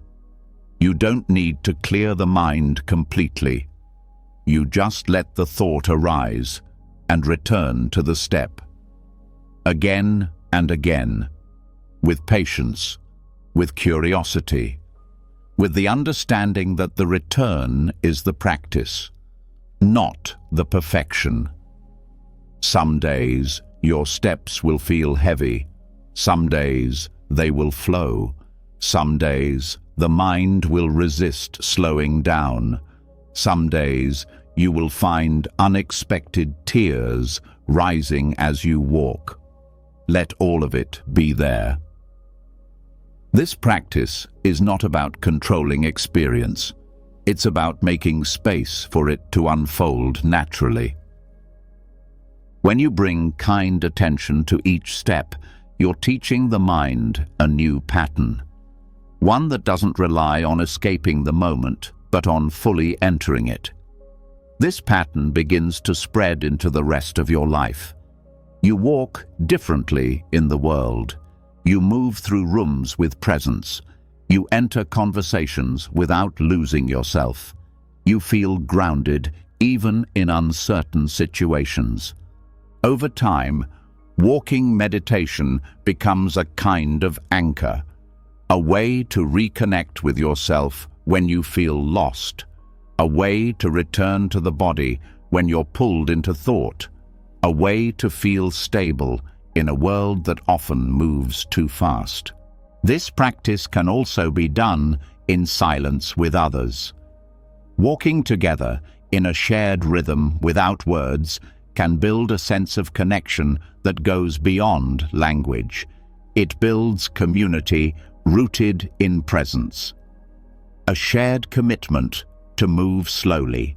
In a culture that glorifies speed, you may begin to notice the world differently while you walk. The texture of the ground, the rhythm of your breath, the way the light moves across the wall. Details that usually go unnoticed suddenly feel alive. This kind of awareness feeds the heart. It reminds you that beauty was never missing, just overlooked. And through this practice, the mind learns that it doesn't need to race ahead, that it doesn't need to solve every problem right now, that it's allowed to rest even while the body moves.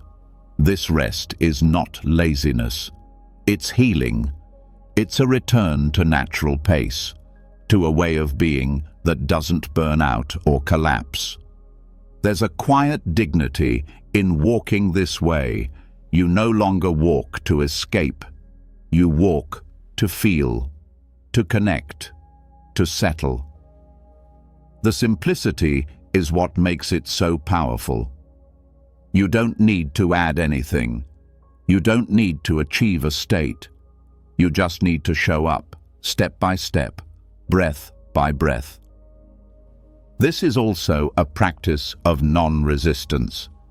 When you walk without a goal, you let go of the mind's habit of always needing something more.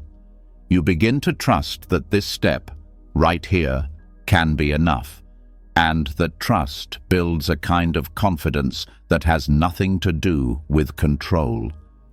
As the practice deepens, walking becomes prayer, not in the religious sense, but in the way each step becomes a gesture of reverence for the body, for the moment, for the life moving through you. You begin to feel that even the most ordinary movement can be sacred when done with full attention. This practice is especially supportive when you're in grief or anxiety or deep uncertainty. When sitting feels too still and the mind is loud, walking gives the energy a pathway. It offers motion without distraction, stillness without stagnation. It becomes a bridge between feeling and healing. You can practice indoors, outdoors, slowly around your home, in a hospital hallway, in a garden, in a place of noise or quiet. The environment isn't what matters. What matters is the quality of presence you bring, the willingness to feel each step fully, to let that be enough. This practice also heals the disconnect between mind and body that modern life encourages. When you're always in thought, the body becomes a vehicle you forget to check in with. Walking meditation rebuilds that relationship. It brings you back into dialogue with the physical self. And that dialogue is where so much healing begins. You learn to listen to the subtle signals, fatigue, tension, warmth, resistance. You learn to move with the body instead of against it. This builds trust, not just in the body, but in yourself. You realize that presence is not something you chase. It's something you return to, step after step. And over time, the practice begins to change the way you meet life. You respond with more patience, more kindness, less urgency. Not because you've forced calm, but because you've trained in it, quietly, through every deliberate step. Walking meditation may seem simple, but simplicity is often the most radical medicine. It asks nothing from you except to be where you are, to walk slowly enough that the heart can catch up, to let the nervous system release what it's been holding, to let the mind rest in movement, to let the body remember that it belongs to the present. This is a kind of healing that doesn't require understanding every emotion or fixing every thought. It only asks that you move with presence, that you let the earth support you, that you let each step be a return. And as you walk, something softens, not because you escaped the world, but because you finally came home to it. And as your feet return again and again to the ground beneath you, something quieter begins to rise within, a subtle sense that the body is starting to trust you, not just because you've slowed down, but because you've chosen to stay. Presence has taken root. But even so, there's a layer beneath the movement, a rhythm that runs deeper than thought or step. It's the breath, always there, always moving, always offering a way back. And when you learn to meet it fully, not just automatically but consciously, it becomes one of the most powerful medicines you have. This is the heart of Anapanasati. Anapanasati means mindfulness of breathing. It's a foundational practice in Buddhist teaching, but its power often goes unseen because of its simplicity. You breathe every day without thinking. But when you bring awareness to the breath, something fundamental changes. It stops being background noise. It becomes a pathway, a way to rewire the nervous system, to rebuild safety, to heal what words cannot touch. Breathing is the only function in the body that operates both automatically and voluntarily. That duality is not just biological, it's spiritual. It means that even when you feel powerless, there is always something within you that you can choose to return to. You can't always change your circumstances or the emotions that rise, but you can breathe with them, and that act alone begins to transform the experience. Stress alters the breath without you realizing. It shortens it, tightens it, lifts it into the chest. Over time, this shallow pattern becomes habit. The body starts to live as if it's always preparing for attack. Even when there's no threat, the nervous system doesn't know how to settle. This is why so many people struggle to relax, because relaxation isn't something you tell the mind to do. It's something you invite through the breath. Anapanasati begins with simply noticing. You sit or lie down, not to force calm, but to witness the natural movement of air in and out. You feel the breath entering through the nose, expanding the lungs, and you feel it leave. You don't try to control it, you just watch, over and over, until watching becomes merging, until the observer and the breath begin to feel like one seamless experience. This may seem small, but what you're actually doing is teaching the body that it can be a place of safety again. You're interrupting the automatic patterns that keep you in survival mode. You're sending a message to the brain that it's okay to rest. And that message, repeated over time, begins to rewrite the way you relate to stress.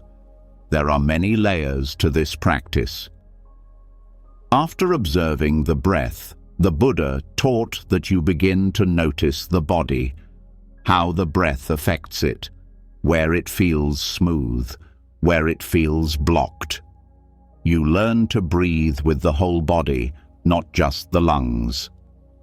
You let the inhale massage the tension. You let the exhale release it.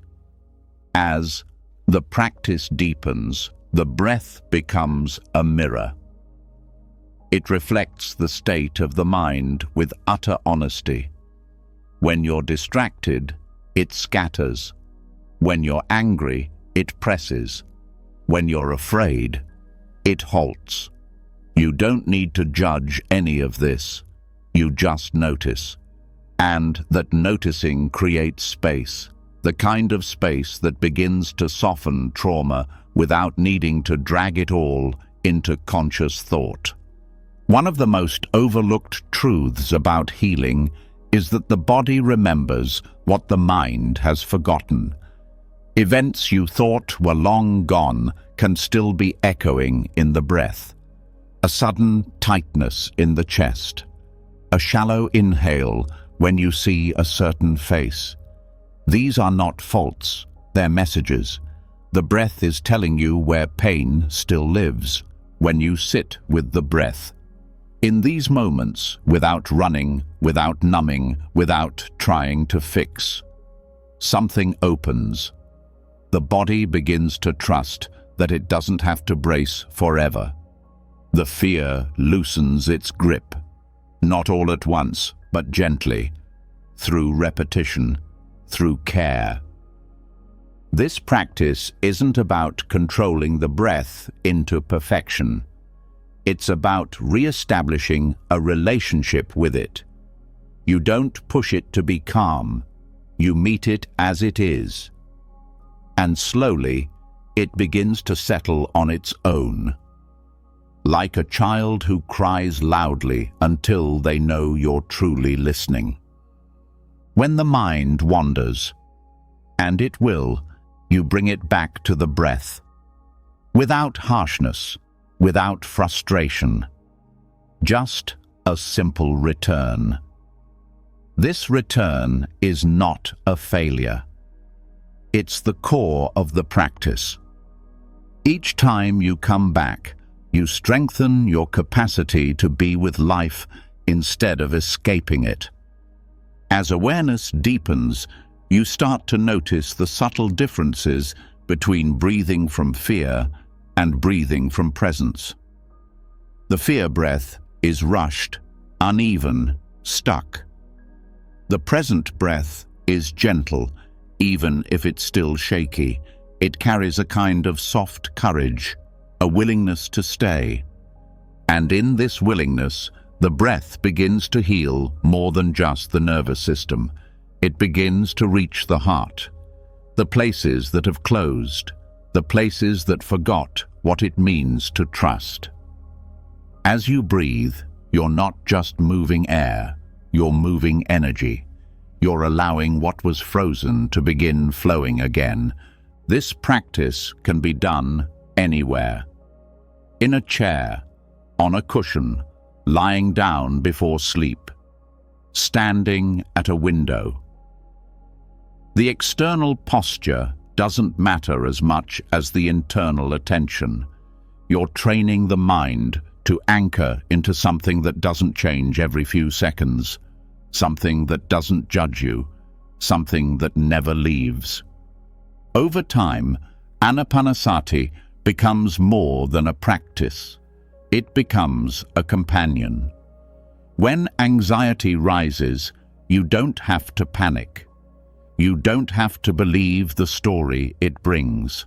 You can breathe with it, sit next to it, let it come, let it pass. The breath doesn't push emotion away. It holds it until it dissolves naturally.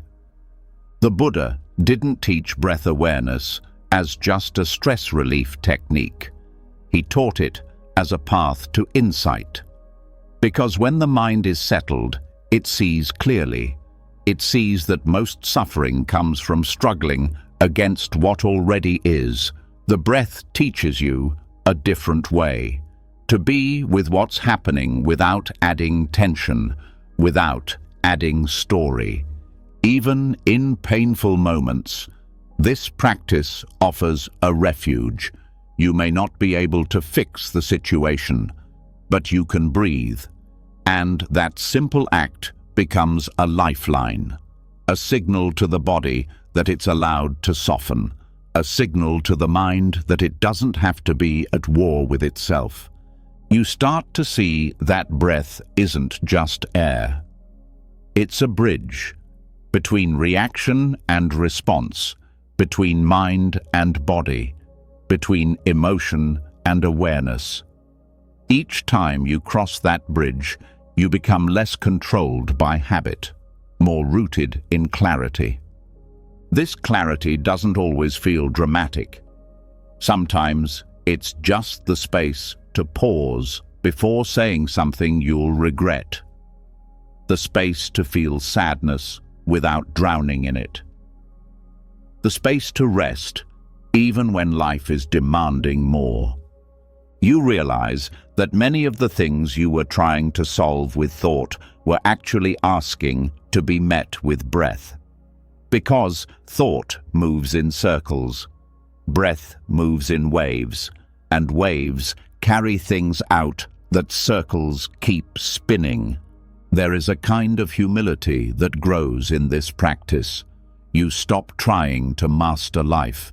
You stop trying to figure everything out right now. You start letting the body show you what it needs. You start listening more than directing. And as you listen, you find that the breath has been speaking all along, telling you when you were tense, when you were disconnected, when you needed to rest, when you were ready to feel. You just didn't know how to hear it yet. Now you're learning, and that learning doesn't happen in big moments. It happens in the quiet, the soft return to this breath, this one, right here. The breath that doesn't ask you to be better. The breath that doesn't care what you accomplished today.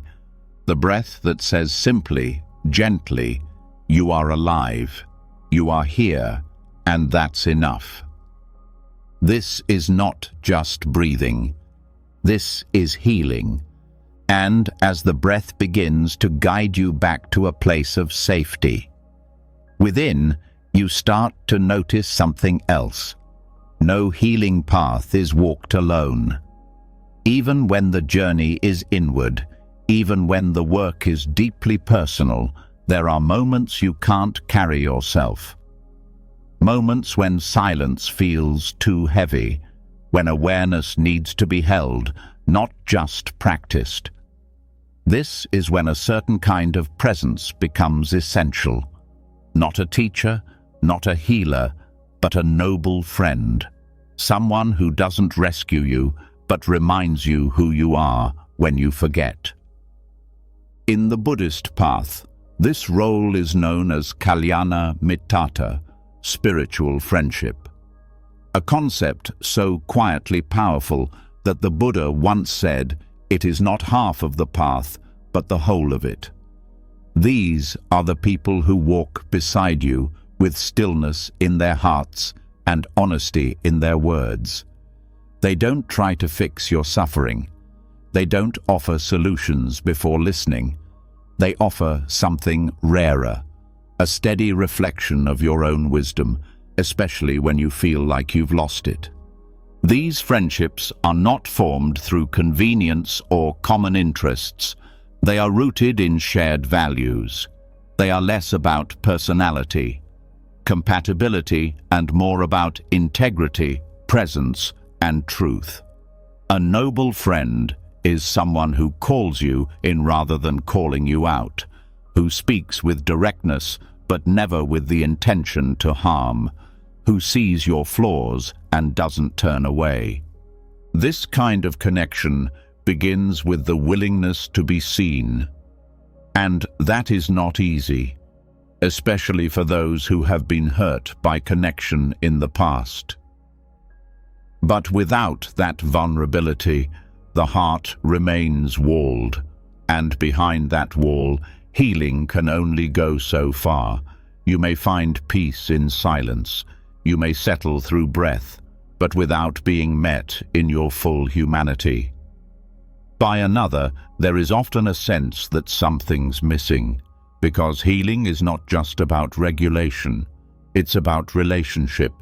Kalyana Mitata is not about emotional dependence, it's about mutual support in the deepest sense.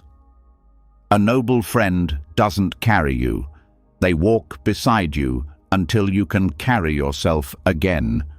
They don't feed your delusions, they gently expose them. They do so without superiority because they know the work is mutual. They are not above you, they are with you. One of the most important functions of a noble friend is reflection. When you are lost in self-doubt or harsh judgment, they reflect a clearer image of you than your mind can offer in that moment. They help you remember your commitments when you are tempted to abandon them. They remind you of what is true when fear tries to redefine reality. These relationships are not based on intensity or drama. In fact, they are often marked by a steady kindness, a reliability that feels rare in a world where so many connections are fleeting. A noble friend shows up when it's difficult, not just when it's comfortable. They stay through the long pauses. They listen to what you don't say. And just as you receive that kind of support, you also offer it. That's what makes the friendship noble. It's not one-sided. It's a living exchange, a mutual commitment to growth, even when it's uncomfortable, especially when it's uncomfortable. Because true spiritual friendship is not about agreement, it's about alignment, not of opinion, but of intention. These friendships require effort. They don't appear without nourishment. They're built over time, through honest conversations, through moments of quiet understanding, through shared silence that doesn't feel awkward, through the unspoken trust that even in disagreement there is care. Many people have friends who can distract them from pain. Few have friends who can sit with them in it. Many have acquaintances who will tell them what they want to hear. Few have companions who will tell them what they need to hear, gently, with love, and without ego. To cultivate this kind of relationship, you must be willing to show up differently. You must listen not just to respond, but to understand. You must offer presence without needing recognition. You must learn to hold space instead of filling it. This requires maturity. It requires self-awareness. It requires the willingness to let go of performance and be real. Sometimes a noble friend is someone who enters your life briefly but leaves a lasting mark. Sometimes they are lifelong companions. Sometimes they appear in teachers, sometimes in strangers. What matters is the quality of the connection, the way it opens you, grounds you, challenges you to be more honest with yourself. These connections can't be forced, but they can be invited by living with integrity, by practicing generosity, by being willing to receive as much as you give. You attract noble friends by becoming one, by speaking with care, by listening with patience, by honoring boundaries, by staying centered in what matters. In difficult times, these friendships act as anchors, not because they remove the storm, but because they offer a steady presence in it. They help you stay connected to your practice when emotion tries to pull you away. They remind you of what you're committed to becoming, even when you forget. And in moments of joy, they reflect it back without jealousy. They rejoice in your growth. They celebrate your insight. They don't feel threatened by your strength. They feel inspired by it. Because the bond isn't built on competition, it's built on a shared desire to be awake. These friendships teach you that you don't need to walk the path alone to be authentic. That solitude and connection can coexist. That silence is not broken by presence. It is deepened by it. And that sometimes the most powerful form of support isn't advice. It's sitting beside someone and saying nothing at all. They also remind you that you are worthy of being supported, that you don't have to earn the right to be met with compassion, that your struggles don't make you a burden, they make you human, and that humanity is what connects you, not what separates you. Kalyana Mittata is not just a concept. It's a way of living. It's choosing to be someone who walks with others, not ahead of them. It's letting go of superiority and surrendering to mutual respect. It's offering guidance without attachment. It's being honest without being harsh. It's standing with someone in silence. When words would only diminish the depth of what's being felt.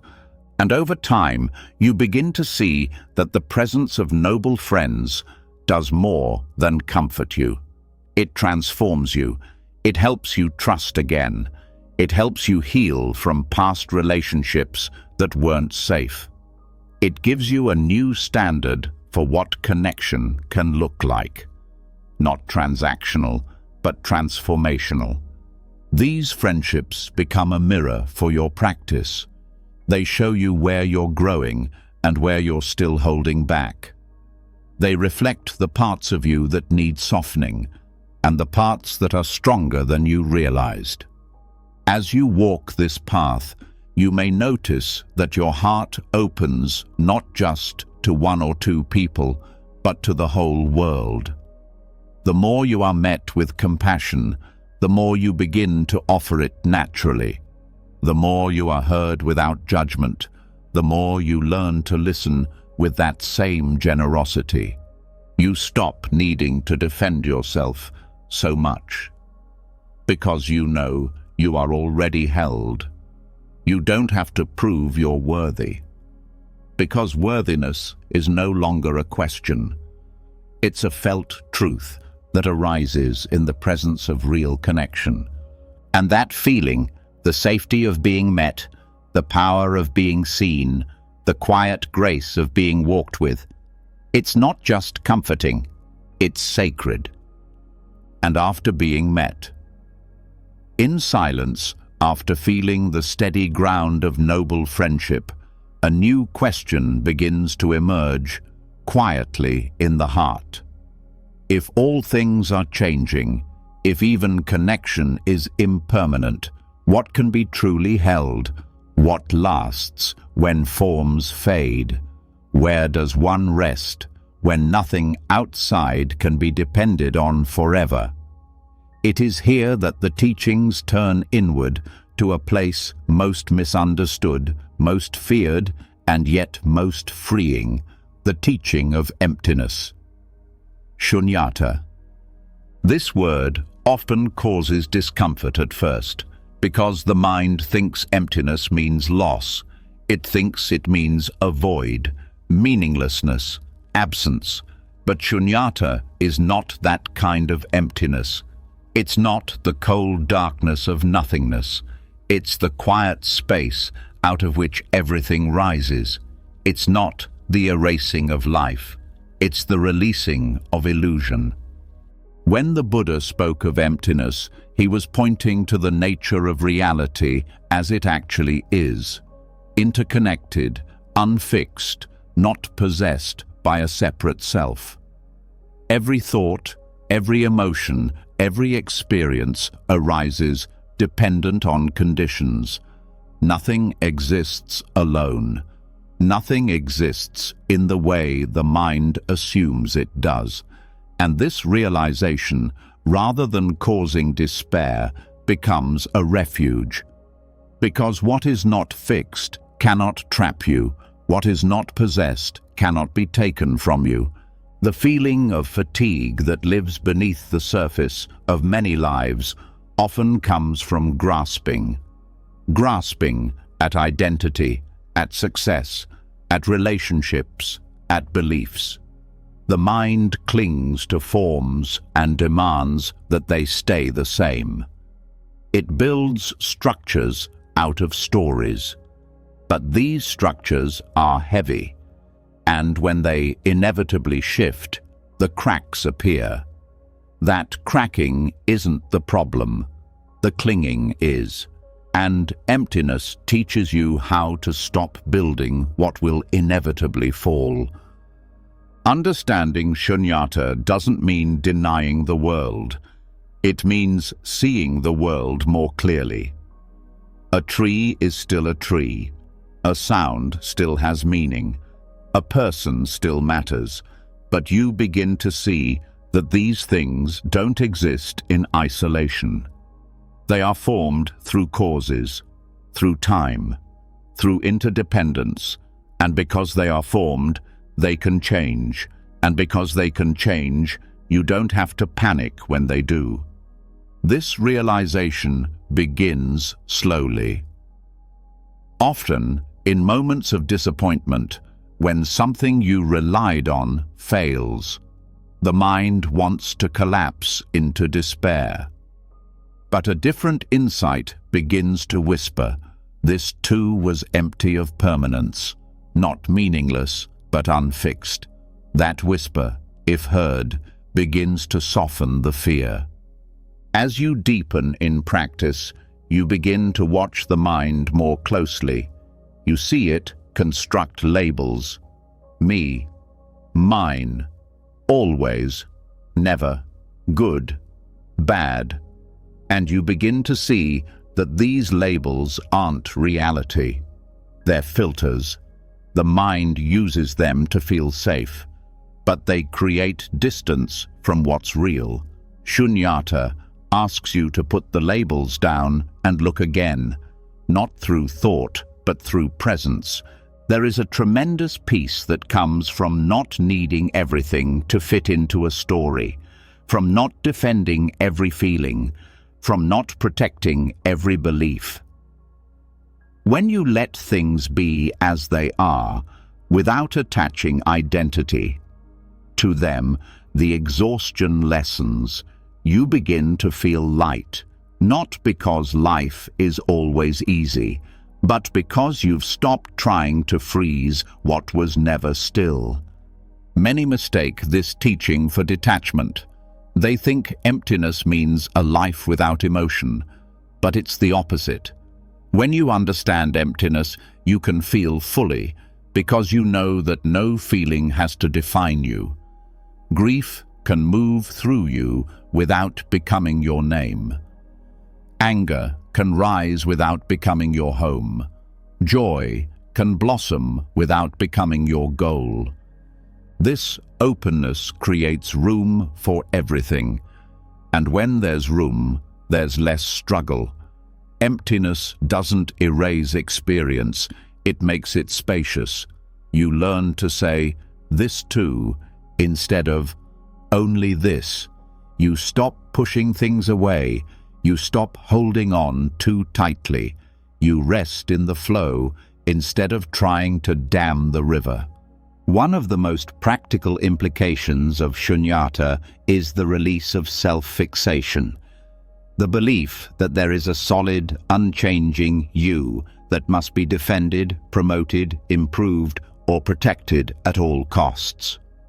This belief is the source of so much inner conflict, because the self, as the mind understands, it is a collection of stories, roles, memories, and labels. But when you look closely, there's nothing solid there. Just movement, just change, just life flowing through a particular set of conditions. This isn't something to fear. It's something to welcome.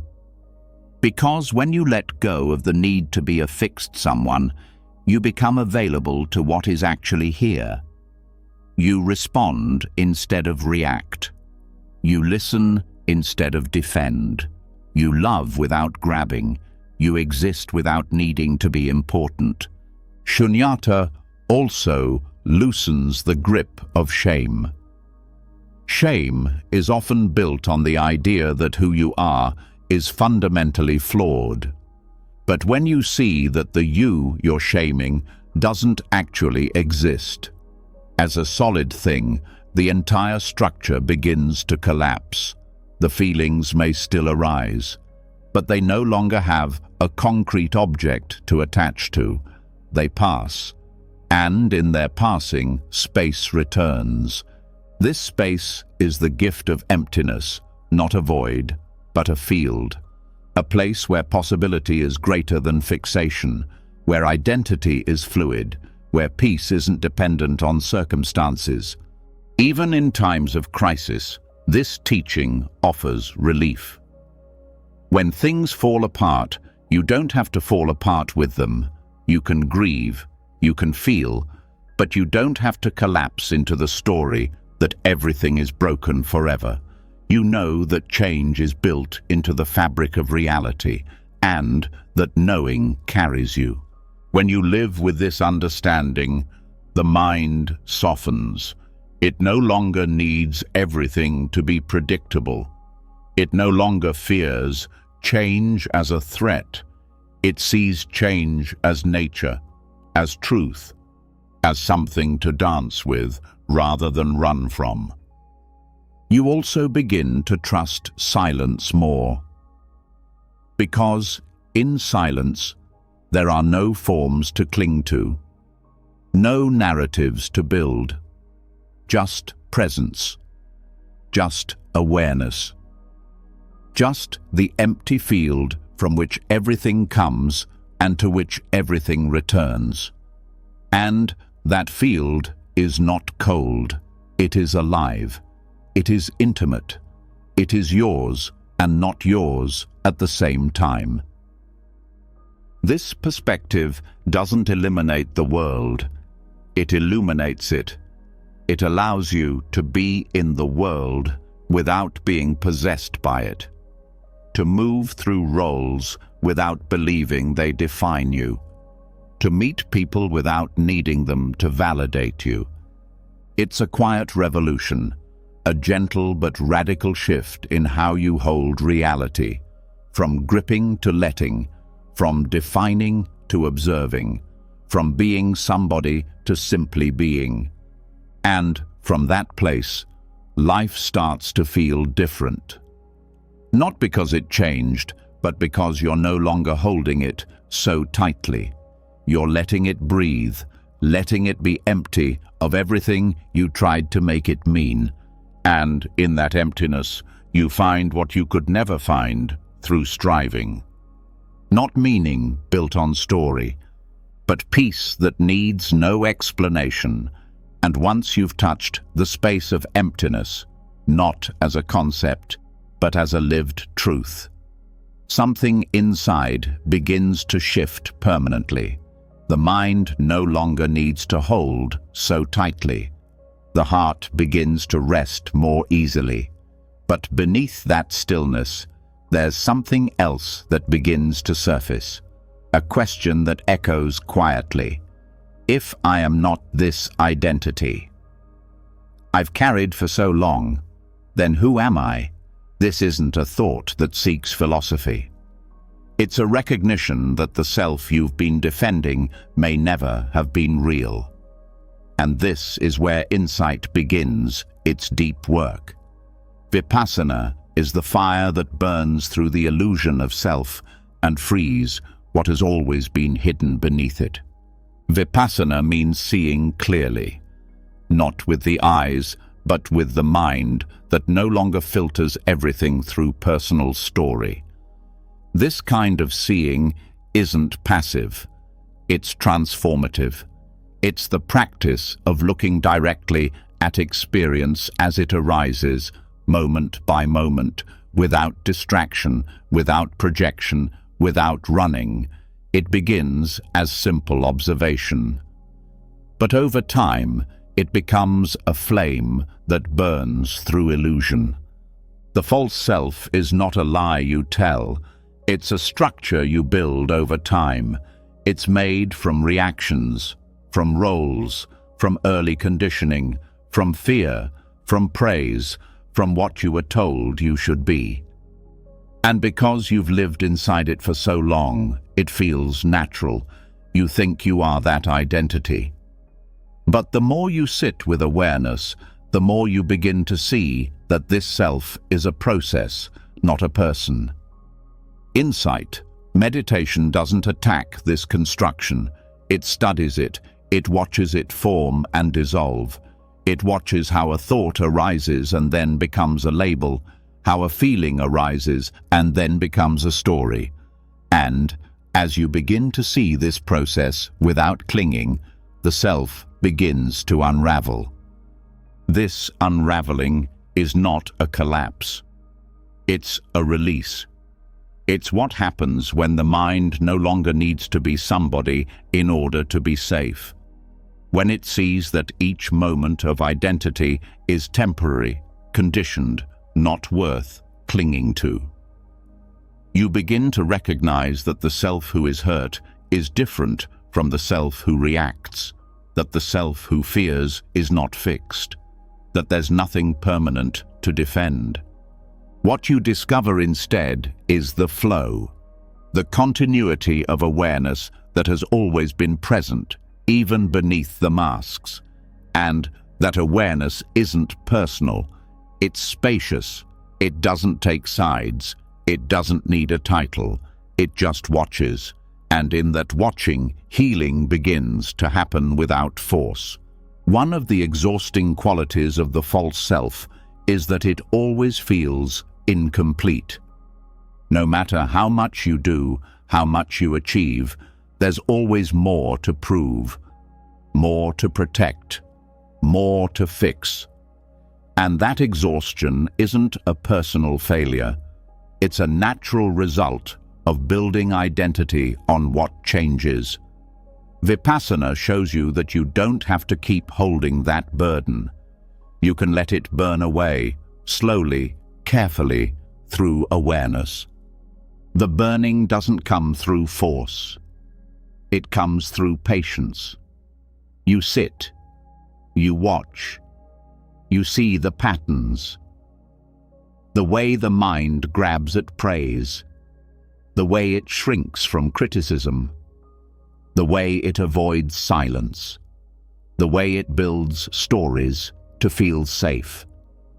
And in that seeing, you don't try to fix it. You let it be seen, and the seeing begins to dissolve it. Because nothing that arises in the mind can survive under continuous attention without clinging. The false self feeds on unquestioned thought, on habits you don't examine. But when you turn toward it with steady attention, it begins to crumble, not in crisis, but in clarity. And what follows is a kind of stillness that you may not have known before. A stillness that doesn't need to be called anything, that doesn't ask for recognition, that doesn't need to be performed. It just is. This stillness isn't passive. It's alive. From it, a different kind of action arises. One that's not motivated by ego or image. One that comes from direct contact with the moment. You begin to respond rather than react, to speak from understanding, not from defense. Insight doesn't mean becoming detached from life. It means seeing life without the filter of self-centeredness. You still feel everything, but you don't personalize everything.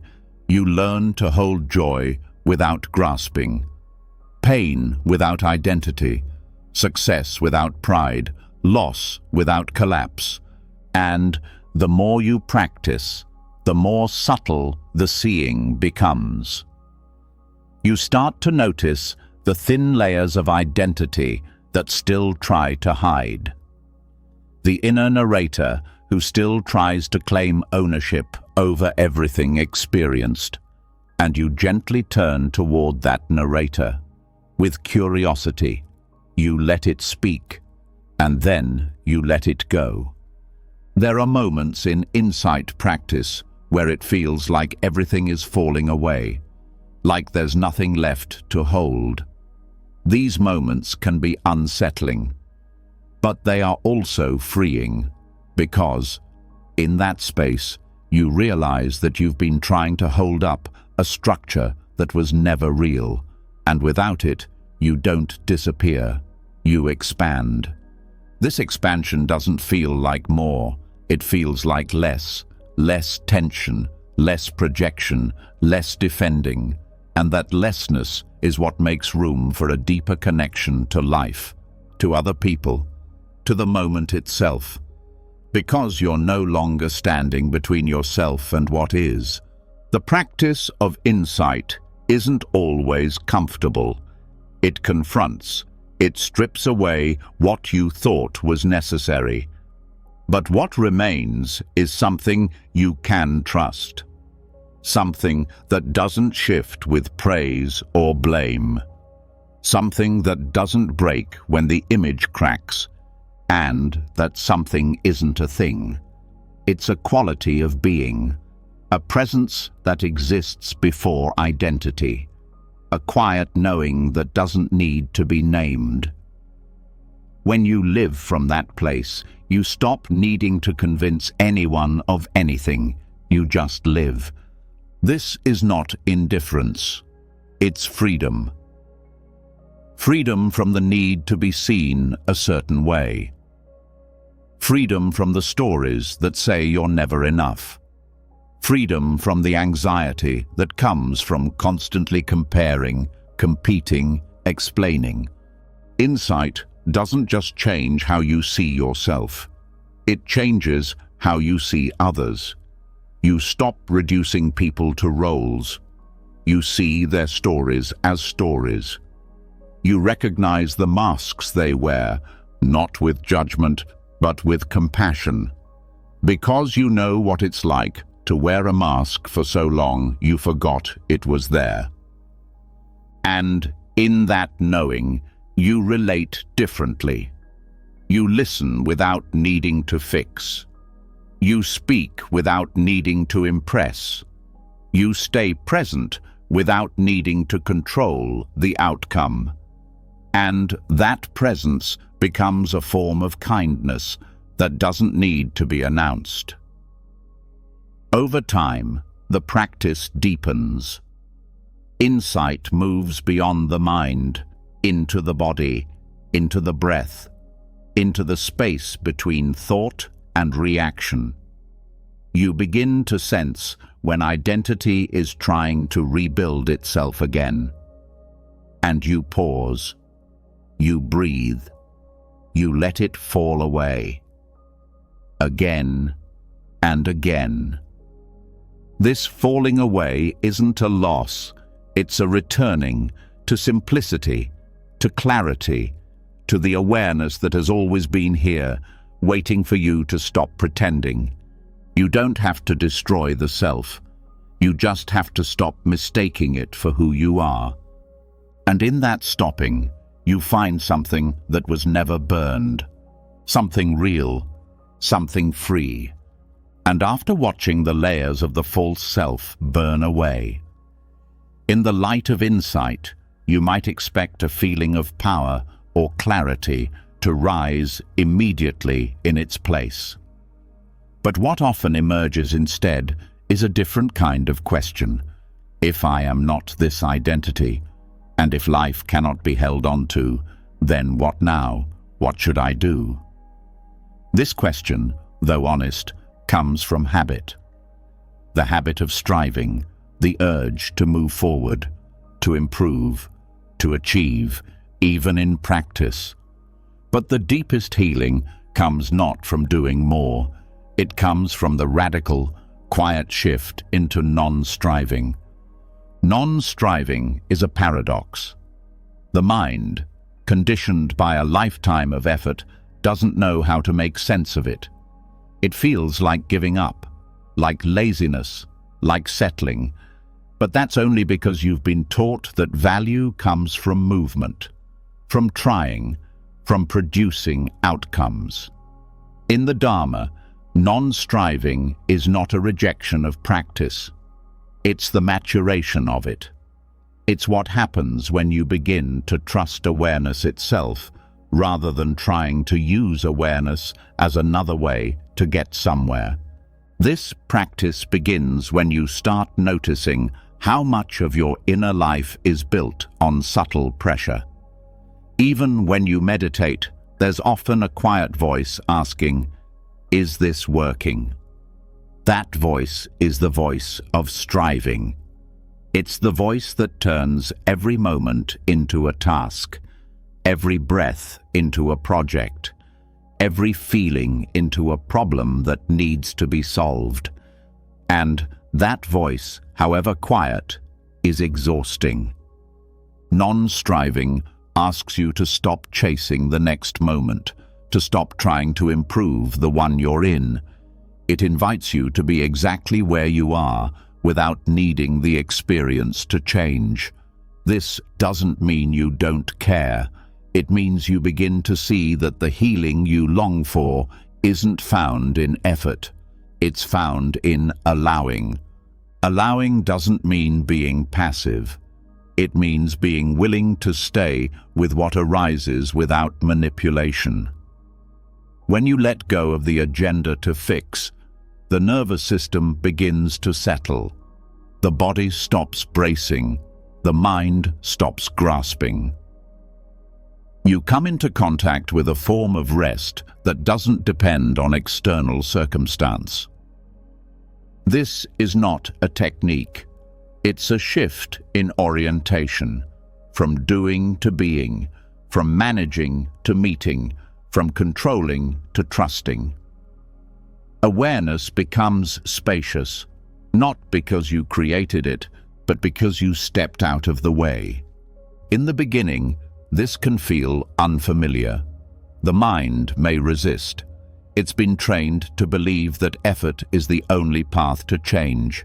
But effort is only helpful when it's connected to wisdom. Otherwise, it becomes force, and force, even when well-intentioned, often leads to burnout. Burnout doesn't just come from working hard. It comes from always reaching, always measuring, always comparing where you are to where you think you should be. Non-striving heals. This because it breaks the cycle of inner demand. It doesn't ask you to abandon growth. It asks you to stop treating growth like a race. Instead of asking, "How do I get rid of this feeling?" you ask, "Can I let this feeling be here?" Instead of trying to breathe more calmly, you simply notice the breath as it is. Instead of trying to feel peaceful, you recognize the impulse to try, and you let it go. This letting go is subtle. It's not a rejection. It's a relaxation, like unclenching a fist you didn't realize was tight. You begin to notice the micro-tensions that shape your inner world, the tiny moments of resistance, the constant adjustments you make to try to feel better. And you begin to see that these adjustments, though habitual, are not necessary. You don't need to feel a certain way to be present. You don't need to reach a certain state to be whole. You don't need to solve the moment. You just need to be with it as it is, with the gentle trust that awareness itself is enough. As this practice deepens, you begin to understand that awareness is not a tool. It's not something you use to achieve a goal.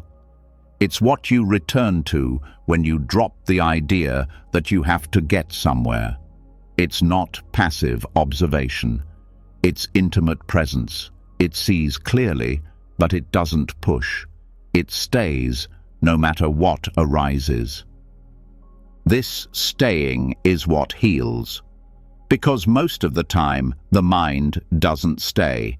It tries to escape the uncomfortable. It chases the pleasant. It treats each moment like a problem. But when you stay, without strategy, without judgment, something begins to open. A kind of softness, a kind of ease. And that ease isn't weakness, it's strength. The strength to let life be life. The strength to trust that you don't have to force clarity. That truth arises on its own when you're not trying to manage everything.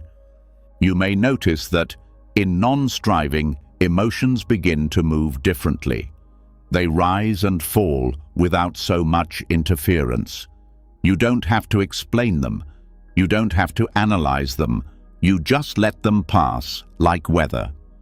And in that space, you begin to discover that presence is not dependent on how you feel. Even joy changes. It becomes less about excitement, more about subtle contentment.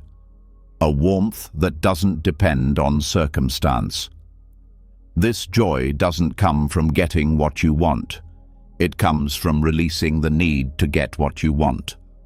The paradox is that the less you try to control your experience, the more peacefully it begins to unfold. Not because you're doing something special, but because you're no longer interfering. Awareness works best when it's trusted, not controlled. And this trust takes practice, because letting go of striving doesn't mean letting go of discipline. It means letting go of the tension that comes from always trying to make the moment something other than what it is. In non-striving, you don't wait for peace to appear. You begin to realize that peace is already here, beneath the effort, covered by the constant reaching, buried under the mental chatter that says you should be different. When that chatter quietens, even briefly, the peace that remains is not something you created. It's something you remembered. This remembrance becomes the ground of your practice. You stop using meditation to achieve states. You start using it to return to what's already true. This is why the most profound shifts often happen when you least expect them, when you're not trying, when you're simply present, open, curious. Non-striving also changes your relationship with time. You stop rushing through experience. You stop measuring your practice in minutes or milestones. You let go of the timeline. And in that letting go, you step into timelessness, a state where this breath, this step, this moment is enough. And over time, life begins to feel less like a project, more like a presence. You don't have to be better every day. You don't have to measure progress. You don't have to constantly improve. You just have to return to stillness, return to breath, return to the awareness that needs nothing from you, yet gives everything in return. This is the quiet power of non-striving, the peace that arises when you finally stop trying to earn it. And once you've stopped reaching, once the inner grip of striving has softened, you begin to sense a different kind of question emerging from within. What happens when I let go, not just of effort, but of excess? What happens when I stop adding more and start subtracting what weighs me down? The answer doesn't come from theory. It comes from experience. And that experience begins with renunciation, not as a loss, but as a return. Renunciation, or nekkhamma, is often misunderstood. It sounds severe, like denial, like deprivation. But in the Buddhist path, it means something much more subtle and more liberating. It means letting go of what you don't need so you can fully feel what you do. It means simplifying not out of punishment, but out of clarity. Because only when you stop filling every corner of your life with distraction can you hear what the heart has been trying to say all along. This letting go isn't about forcing emptiness. It's about creating space. Mental space, emotional space, space between you and the impulses that push you toward constant consumption. When you renounce something, you're not saying it's bad. You're saying, I don't want to be ruled by this anymore. That statement alone can be a turning point. The power of renunciation isn't found in what you give up. It's found in what that giving up makes possible. Most people carry too much, not just on their backs, but in their minds. Too many options, too many notifications, too many layers of noise that disguise the simplicity of what actually brings peace. Renunciation cuts through that. You start small. You look at what you've collected that no longer serves you. Not just objects, but roles, narratives, commitments that keep you busy but not fulfilled. You begin to ask, what am I holding on to out of habit, out of fear, out of ego? And you listen carefully to the answers that arise. When you let go of what isn't needed, a kind of lightness appears, not just in the environment, but in your inner world. The mind becomes less reactive, less clouded. There's room to breathe, room to feel without overwhelm, room to think clearly without being pulled in 100 directions. And this space isn't empty in a negative sense.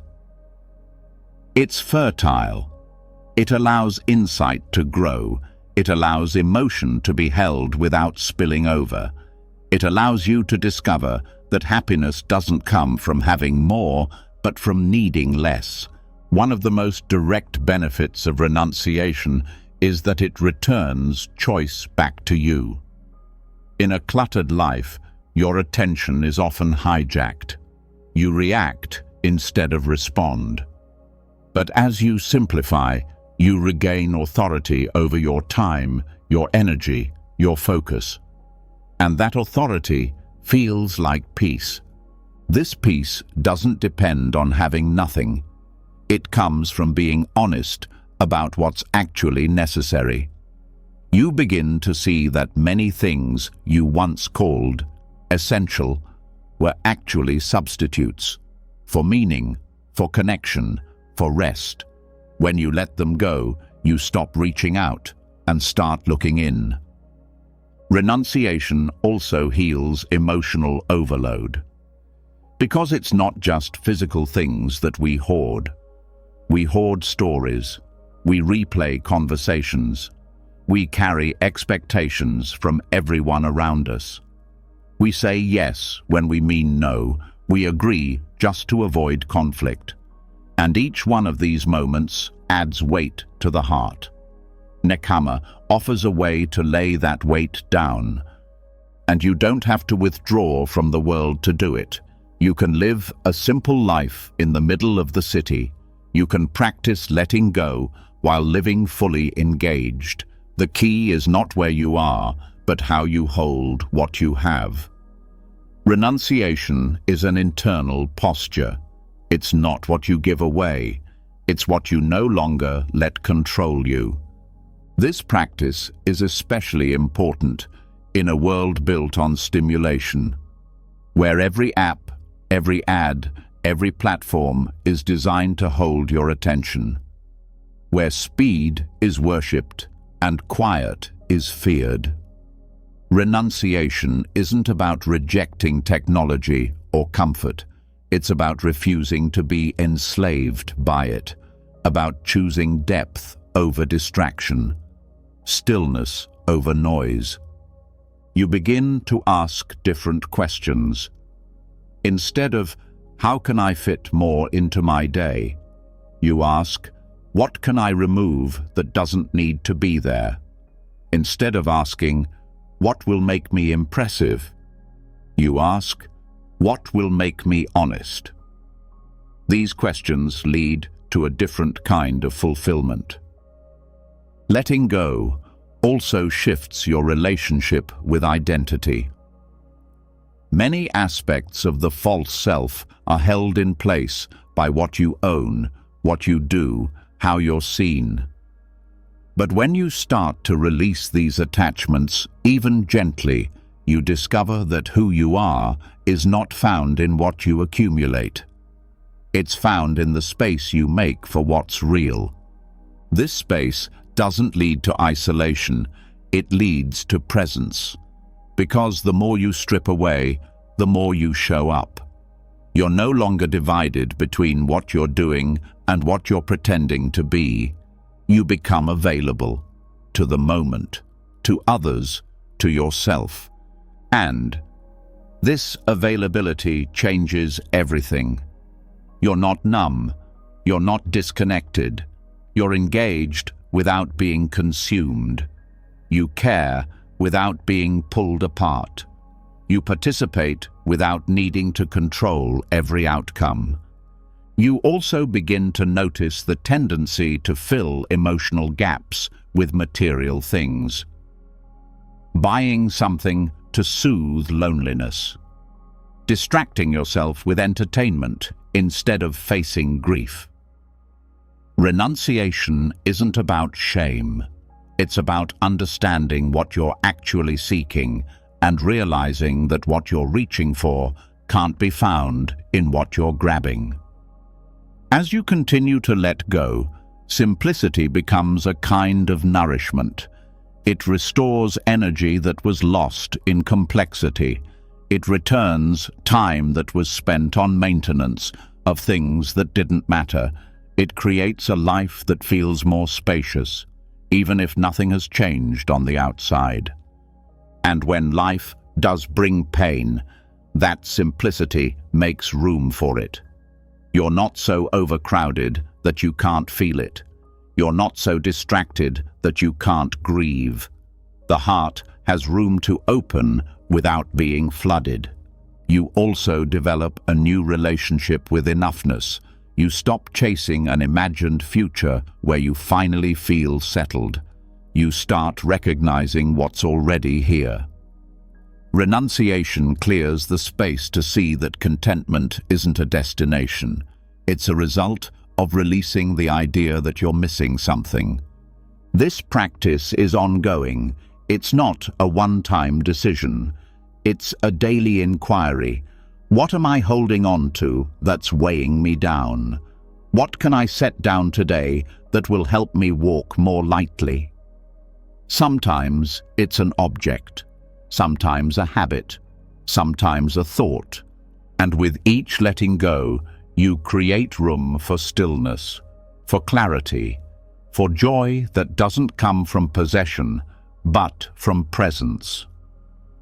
This is the quiet power of renunciation. Not a life of less, but a life with room to truly live.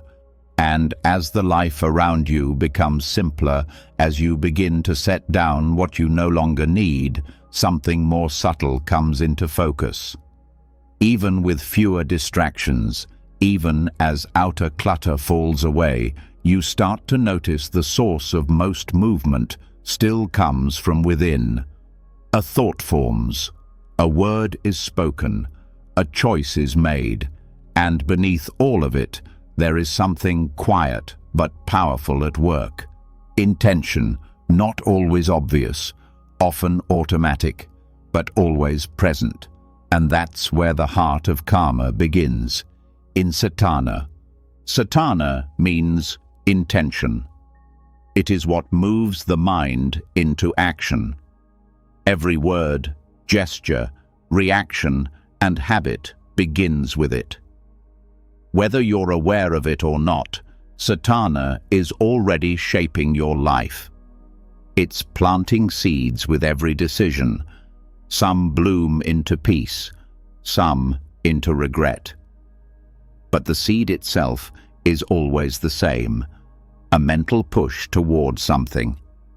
And that push is what gives action its moral and emotional weight. Karma isn't about punishment or reward.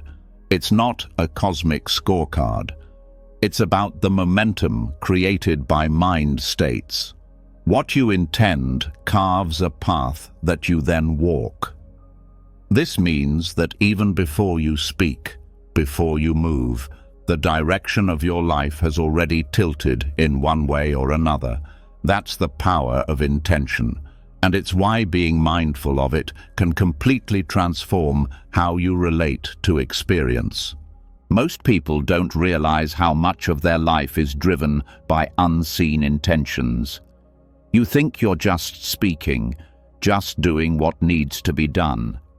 But if you slow down, you'll notice the motivation that came first. Was it fear? Was it ego? Was it love? Was it habit? That first spark, that first mental push, shapes not just what you do, but how it feels after it's done. This is where mindfulness comes in. Not just as moment-to-moment awareness, but as a way of getting quiet enough to see what's moving you. You begin to catch the subtle urge before it becomes a reaction. You notice the tone of the thought before it becomes a word. You begin to ask, not what am I doing, but why am I doing it? And the why changes everything. Because actions that seem alike on the outside can carry completely different energies. You can help someone out of guilt or out of generosity. You can stay silent out of wisdom or out of fear. You can speak out of compassion or out of a need to be right. Only you know which it is, and that knowing is where real change begins. Refining intention doesn't mean you have to become rigid or overly anxious. It means you begin to care more about the energy you're bringing into each moment. You begin to choose rather than react. You begin to plant seeds on purpose instead of by accident. This practice can start with the smallest actions. Before you pick up the phone, pause. Ask yourself, what am I hoping to bring into this conversation? Before you eat, am I nourishing or numbing? Before you respond, in a conflict, is this coming from clarity or from old pain? These pauses don't take time. They create time. They give you room to align. When you move from clear intention, your actions feel lighter, more honest, less draining, because you're no longer acting from confusion.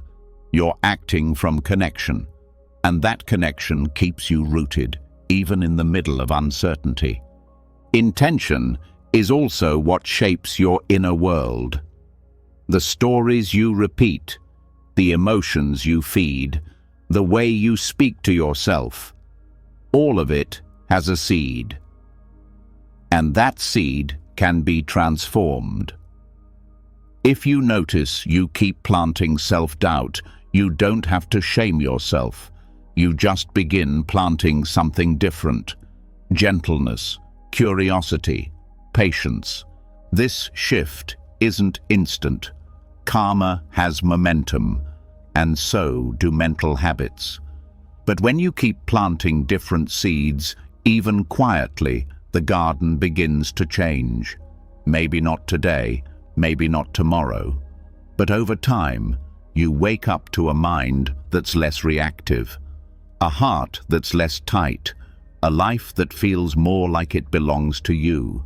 And when mistakes happen, because they will, you don't spiral, you reflect, you return. You ask, what was my intention? Not to excuse, but to understand. Because without understanding, growth becomes imitation.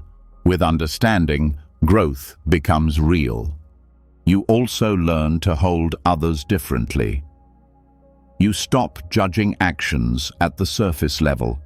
You start listening for the intention behind the behavior, and sometimes that listening reveals pain where you thought there was malice.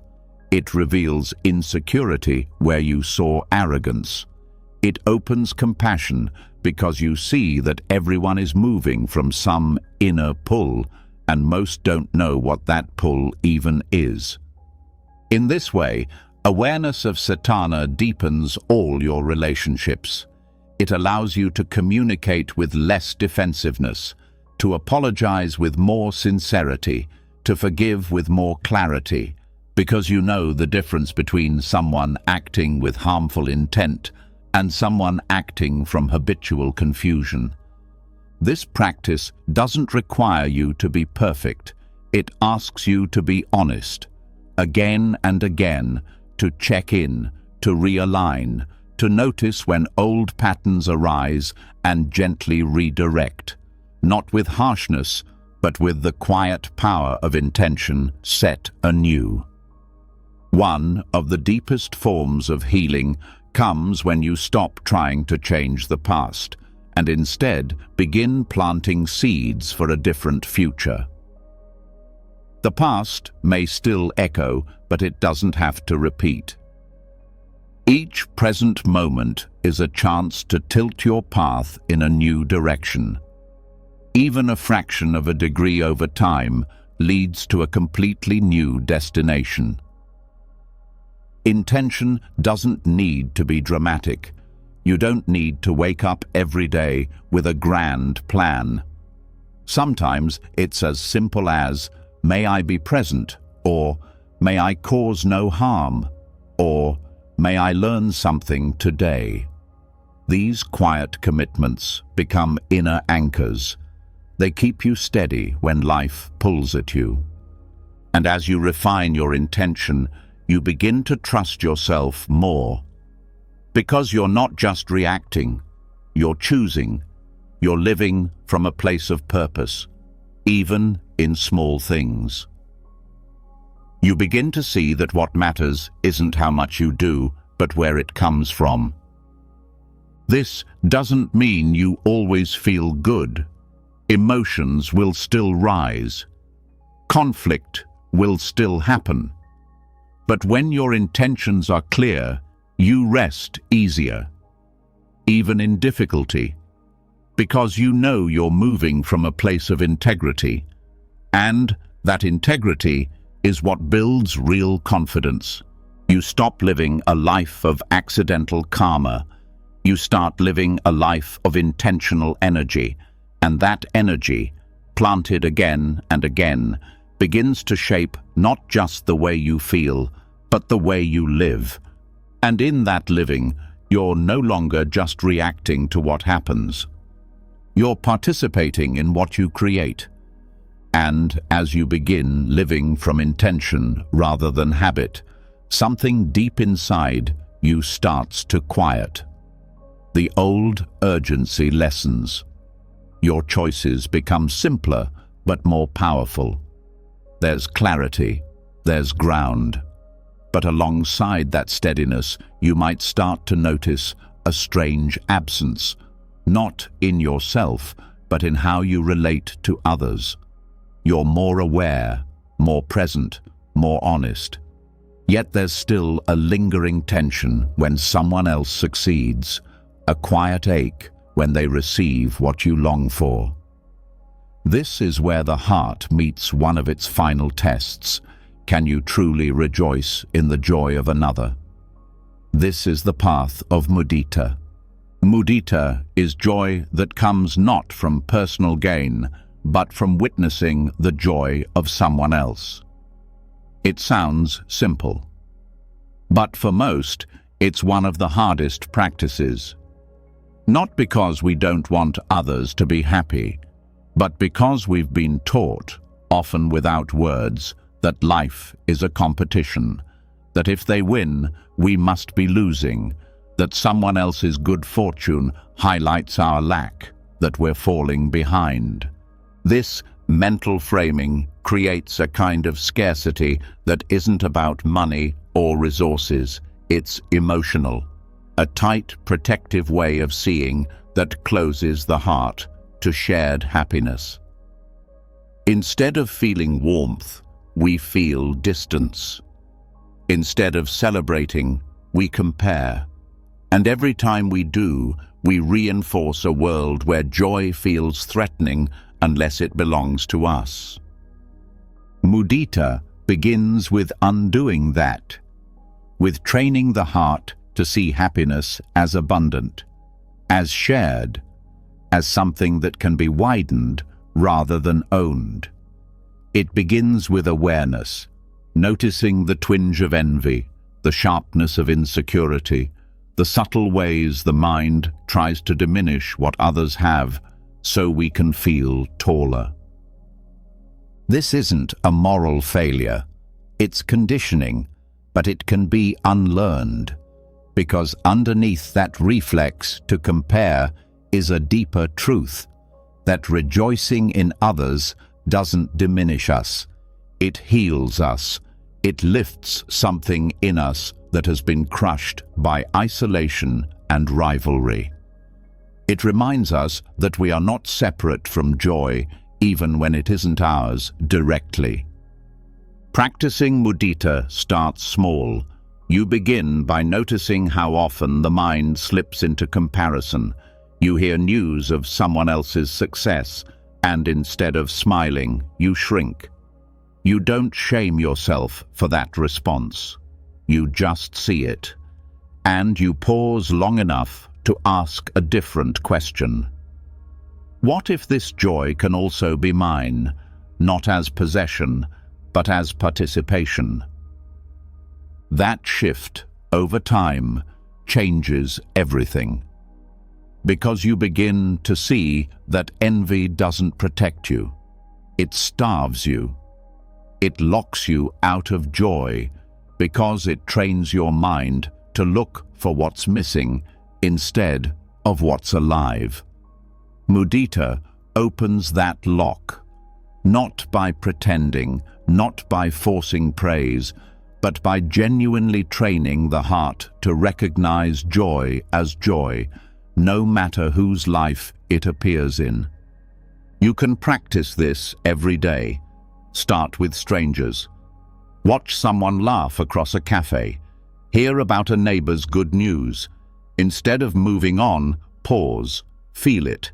Even just for a few seconds, let that joy enter your chest as if it were your own. You don't have to force a smile. Just let the tightness soften. This isn't performance, it's practice. You can also bring mudita into relationships, especially with those closest to you. Because sometimes that's where it's hardest. Not because you don't love them, but because the closeness exposes your own insecurities. Their growth might remind you of where you still struggle. But this is the very edge where transformation lives. You begin to catch the mind when it says, "Why not me?" And instead, you whisper back, "Their joy doesn't mean I've failed." Over time, that whisper becomes your default. You stop measuring worth by comparison. You stop measuring progress by outpacing others. You start living from wholeness, not from scarcity. Mudita also offers relief from the burden of self-importance. Because when you can genuinely rejoice in another, you're not centering yourself. You're letting go of the need to be special in order to feel joy. You're saying, "This happiness is real, and that's enough." That letting go is a kind of freedom most people never taste. This joy doesn't mean you ignore your own pain. It means you stop using pain as a reason to withhold love. You can still grieve, still heal, still struggle, and still let someone else's light touch you. That's not weakness. That's strength of heart, the kind that doesn't close just because it hurts. Over time, this practice changes how you move through the world. You stop seeing other people as threats. You stop rooting your confidence in comparison. You become a source of encouragement instead of silence. A mirror of joy instead of a wall of distance. Even in work, creativity, or success, mudita teaches you to celebrate without claiming. You can admire without imitating. You can witness brilliance without feeling small, because you know that life is not a zero-sum game. The light in another doesn't dim yours. It helps you see more clearly. This practice also rebuilds connection. Because so much of disconnection comes from unspoken competition, from the feeling that you have to guard your joy or hide your struggles. Mudita makes space for both. It says, you can shine and I can stand with you, not against you. That presence is healing for you, for them, for everyone around you. And when you can't feel joy for someone else, mudita still has something to offer. It teaches you honesty. It teaches you to acknowledge the tightness, the jealousy, the grief, to sit with it without acting on it, and to stay open enough that one day that pain can soften into a smile. Not fake, not forced, just real. Because mudita isn't about pretending, it's about learning to see the fullness of life even when it doesn't favor you in the moment. It's about remembering that joy is not a resource you have to compete for. It's a flame that spreads without diminishing, and the more you tend that flame in others, the more it lights up the corners in you that have forgotten how to feel. You begin to discover that the deepest joy is not the one that shouts, "Look at me." It's the one that whispers, "I'm happy because you are." That joy is quiet, but it's enduring.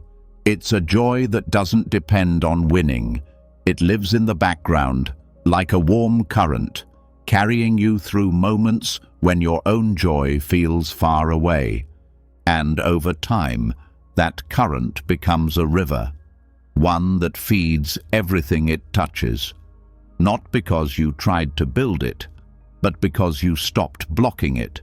You let it flow. You let it belong to everyone. And in doing so, you found a joy that doesn't fade. A joy that heals without needing to be yours alone. And as you begin to feel joy that's not dependent on possession, as your heart softens enough to rejoice in others without comparing, something becomes clear. Happiness was never meant to be hoarded. It was always meant to be shared. But even in that shared joy, even in that wide, compassionate space, the mind still moves. It jumps ahead. It replays the past. It builds fantasies and fear. And without meaning to, you find yourself far from where you actually are. This is the nature of a wandering mind. Not because it's broken, but because it's searching. What it's truly searching for, though, can only ever be found in one place, right here, right now. The present moment is not just an idea. It is a refuge, a shelter for a tired heart, a place where the mind can lay down its weapons. The present doesn't demand, it doesn't chase, it simply waits. Yet most people spend their lives running from it, not intentionally, but out of habit. The mind moves forward, out of hope, and backward, out of regret. In both directions, it misses the only place where real peace lives. Taming the wandering mind begins not by forcing stillness, but by recognizing that the mind moves because it's trying to protect you. It believes that if it rehearses the future, it can prevent failure. If it replays the past, it can find certainty. But that movement comes at a cost. It fragments attention. It drains energy. It creates a constant hum of restlessness. This restlessness feels familiar, but it's not natural. It's a habit that's been practiced so often it feels like truth. But when you begin to observe the mind instead of following it, a space opens up. That space is awareness. And in that space, the present becomes available. You don't need to silence the mind. You only need to stop believing that every thought deserves your attention. Not every thought is useful. Not every mental narrative leads to insight. Many lead you away from what's happening now, and what's happening now is the only place transformation is possible. Returning to the present is a skill, and like any skill, it requires practice. It begins with noticing when you've left. Noticing when you're lost in thought, not with judgment, but with curiosity. You simply say, "Here I am," and breathe. The moment you say it, you're back, and what you return to isn't always peaceful. Sometimes it's boredom, sometimes it's sadness, sometimes it's a body that feels heavy or a mind that feels flat. But that's okay. The present doesn't guarantee comfort. It offers honesty, and that honesty is where real rest begins. Because the wandering mind isn't just distracted, it's exhausted. From trying to control what it can't control, from trying to fix what isn't broken, from trying to escape what needs to be felt. Bringing the mind home is an act of compassion. You're not forcing it into stillness. You're giving it permission to stop running. This homecoming can happen in any moment. Washing dishes, hearing rain, feeling breath. There's no special setting required. What matters is attention, not as force, but as friendship. You offer your attention like you would offer a warm hand to a child. Steady, kind, without pressure. The mind will still wander. That's its nature. But the difference is you don't have to follow it every time. You can learn to pause before you chase the thought, to breathe before you believe it. That pause is a kind of power. It breaks the pattern of automatic reaction. Staying present also changes the way you experience emotion. Instead of getting pulled into the story around a feeling, you begin to notice the feeling itself. Tightness, heat, movement. You feel it not as a problem, but as a passing experience. It rises, it peaks, it fades, and through it all, you stay. This staying builds resilience. Not the kind that grits its teeth, but the kind that opens its heart. You discover that most of what you feared couldn't be tolerated can be felt and released if you're willing to remain. This is the gift of presence. It doesn't require you to understand everything. It asks you to experience everything as it comes, without decoration, without resistance, just as it is. And in that simplicity, you start to feel something you may not have felt in a long time. A softness, a kind of ease that has nothing to do with external conditions. It's not blissful, it's real. It's the kind of ease that comes from not needing anything to be different. Presence doesn't mean you lose motivation. It means you're no longer driven by anxiety. You can still plan, still create, still move, but from ground, not from panic, from wholeness, not from scarcity. This shift also changes relationships. When you're present, you listen differently. You speak with more clarity. You're not just waiting for your turn. You're here, available. And that availability is rare. It feels like safety to those around you, because they can sense you're not somewhere else in your mind. You're with them. Even in solitude, the present becomes a companion. You no longer need constant input to avoid yourself. You learn to sit in silence without feeling empty. You learn that being with yourself isn't something to fear, it's something to reclaim. There will be times when the mind resists, when it feels unbearable to stay. That's not a failure. That's a sign of how much has been avoided. You stay anyway. You breathe. You touch the moment gently. You let it unfold. And as you practice, the wandering mind becomes less chaotic. Not because it stops moving, but because you're no longer chasing every movement. You're watching with kindness. You're letting the waves pass. You're becoming the sky, not just the weather. This is where rest lives. Not in perfect stillness, but in presence that doesn't run, in attention that doesn't judge, in awareness that doesn't demand results. The present is not a concept. It's a place. And every time you return, you heal the part of you that believed you had to leave to find peace. There's nothing missing here. You're already home. And as you learn to rest in the present, as the mind grows, still enough to witness each moment without needing to escape it, something becomes clear. Peace is possible, but it's fragile when tied to circumstances. Even with a calm mind, even with a grounded heart, life will still change. People will come and go. Events will uplift one day and disappoint the next.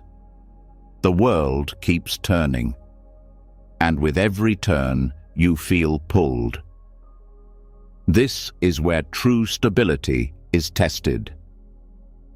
Because the real challenge isn't simply finding presence. It's staying present when life moves in opposite directions. This is where the 8 worldly winds begin to blow. The Buddha described these winds as gain and loss, praise and blame, fame and disrepute, pleasure and pain. They are the opposites that pull at every human heart. And if you're not rooted in something deeper, they will shake you, not because you're weak, but because you're human. The winds don't discriminate. They touch everyone, but how you meet them determines whether you're moved by every breeze or anchored through every storm. Gain brings excitement, a sense of arrival, a feeling that things are going right. But if you attach your identity to gain, you will fear its loss before you've even enjoyed its presence. You will begin to guard it, to chase more. And that chase will exhaust you, because gain is always temporary. What you build today can shift tomorrow. What you receive can be taken. The wisdom is not in avoiding gain, it's in not being owned by it. Loss brings its own lessons. It cuts, it strips away what you've clung to, but it also reveals what remains. When you're not defined by what you have, loss becomes less personal. It still hurts, but it doesn't destroy you. Because your peace was never planted in something that could be taken. This is what it means to be untouched. Not that nothing affects you, but that nothing owns you. Praise feels like warmth, like being seen, like validation for who you are. But praise can be addictive. It can become a mirror you depend on. You shape yourself to be liked, to be approved of, and in doing so, you drift from your own integrity. You start to say what others want to hear, to perform rather than live. Real freedom comes when you can receive praise without needing it. Blame stings because it feels like rejection, but sometimes it's also a mirror. Sometimes there's truth in it, sometimes there isn't. Wisdom means being able to hear blame without crumbling or reacting. You pause, you reflect, you learn where it's useful, you discard what doesn't belong to you. You don't let every criticism define you, but you don't ignore what can teach you either. Fame is seductive because it feels like worth.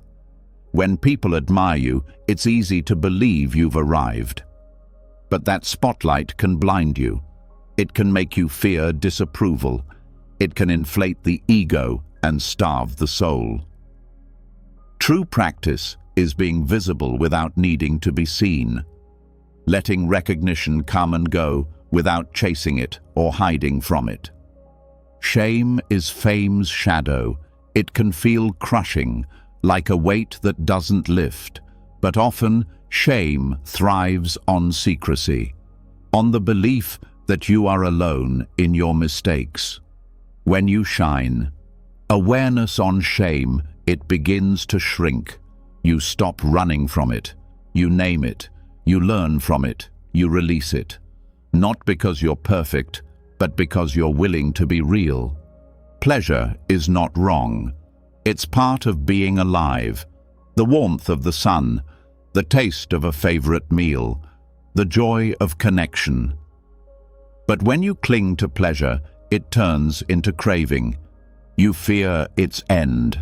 You try to stretch it beyond its life. And that grasping leads to restlessness. When you can enjoy without owning, pleasure becomes a gift instead of a chain. Pain is inevitable. Physical, emotional, relational. But suffering grows when you resist it, when you believe it shouldn't be here. Presence with pain doesn't remove it, but it softens the struggle. You learn to stay, to breathe through it, to let it move without needing it to leave on your timeline. That willingness to stay is what turns pain into transformation. These 8 winds will always blow. You cannot escape them, but you can build a center that doesn't shatter with every gust. This center is awareness, not as a concept, as a living practice, a way of meeting experience without gripping it, without running, without making every high into a peak you must return to, and every low into a failure you must escape. Remaining balanced in the midst of these opposites doesn't mean you don't feel. It means you don't attach your identity to what you feel. You don't let the winds decide who you are. You meet each one with steadiness, with curiosity, with humility. This kind of balance is not indifference. It's full participation without collapse. It's saying yes to life without being ruled by its shifting form. You let gain come without needing to protect it. You let loss teach without letting it define you. You let praise in without losing your voice. You let blame point to growth without crushing your spirit. The practice is ongoing. It happens in conversations, in headlines, in internal dialogues. You catch yourself rising with one wind, falling with another. You pause, you return, you choose not to follow the swing. This choice doesn't always feel dramatic. Sometimes it's as simple as a breath before you respond, as a smile without needing approval, as a moment of stillness in the middle of noise.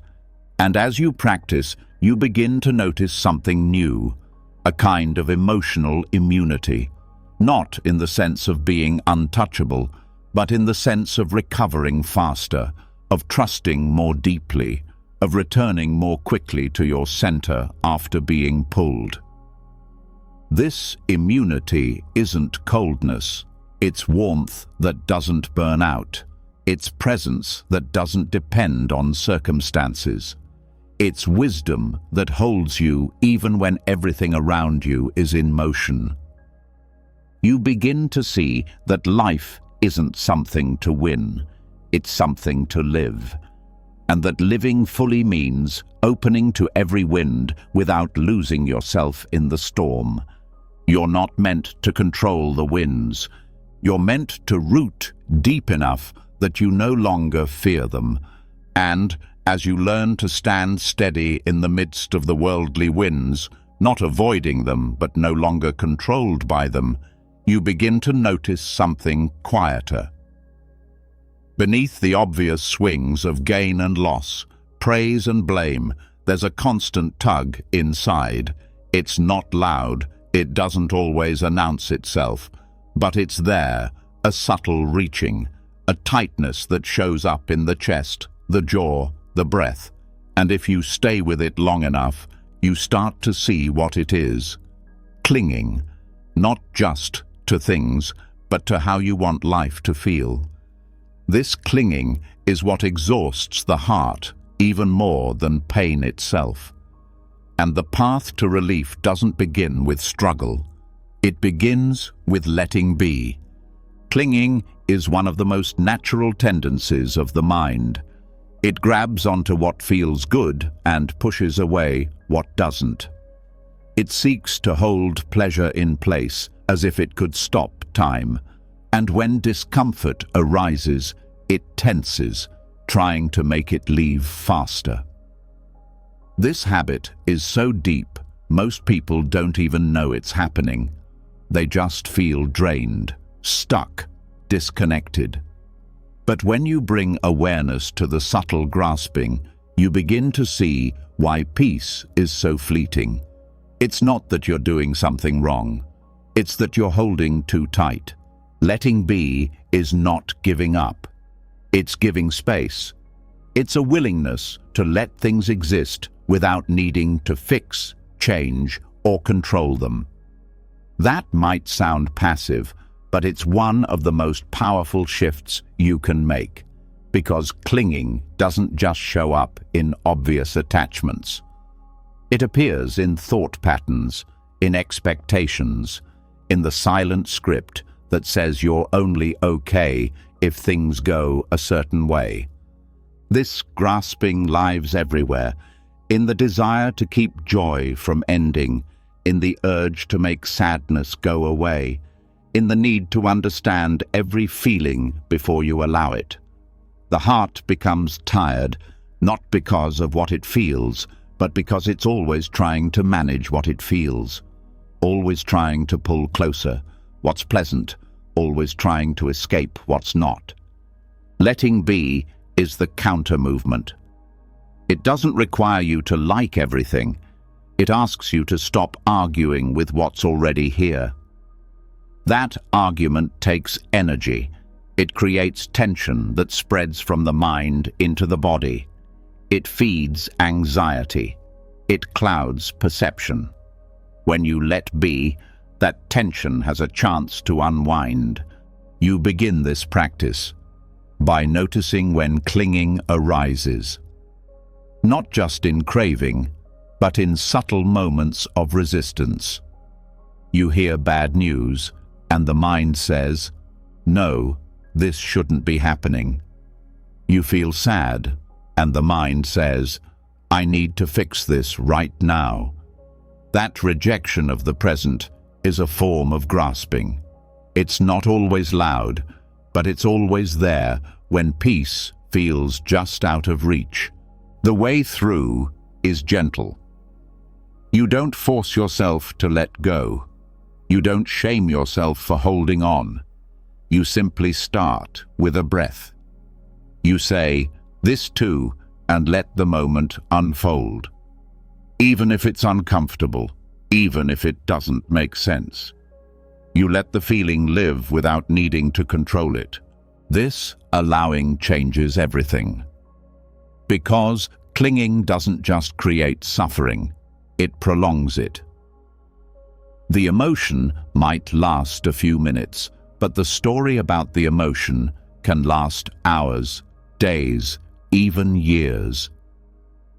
Letting be doesn't make the emotion disappear. It lets it complete its natural arc. You step out of the way, you stop fueling the flame. There's a freedom in this that most people never taste. The freedom to feel without being trapped by feeling. The freedom to care without clinging to outcomes. The freedom to move through experience without getting tangled in every thought that arises around it. This practice doesn't mean you become passive in life. It means you stop resisting what you can't control. And in doing so, you save your energy for what you can influence. You act without attachment. You love without possession. You show up without needing everything to go your way. Even joy feels different when you let it be. You don't rush to capture it. You don't try to stretch it out. You simply let it flow.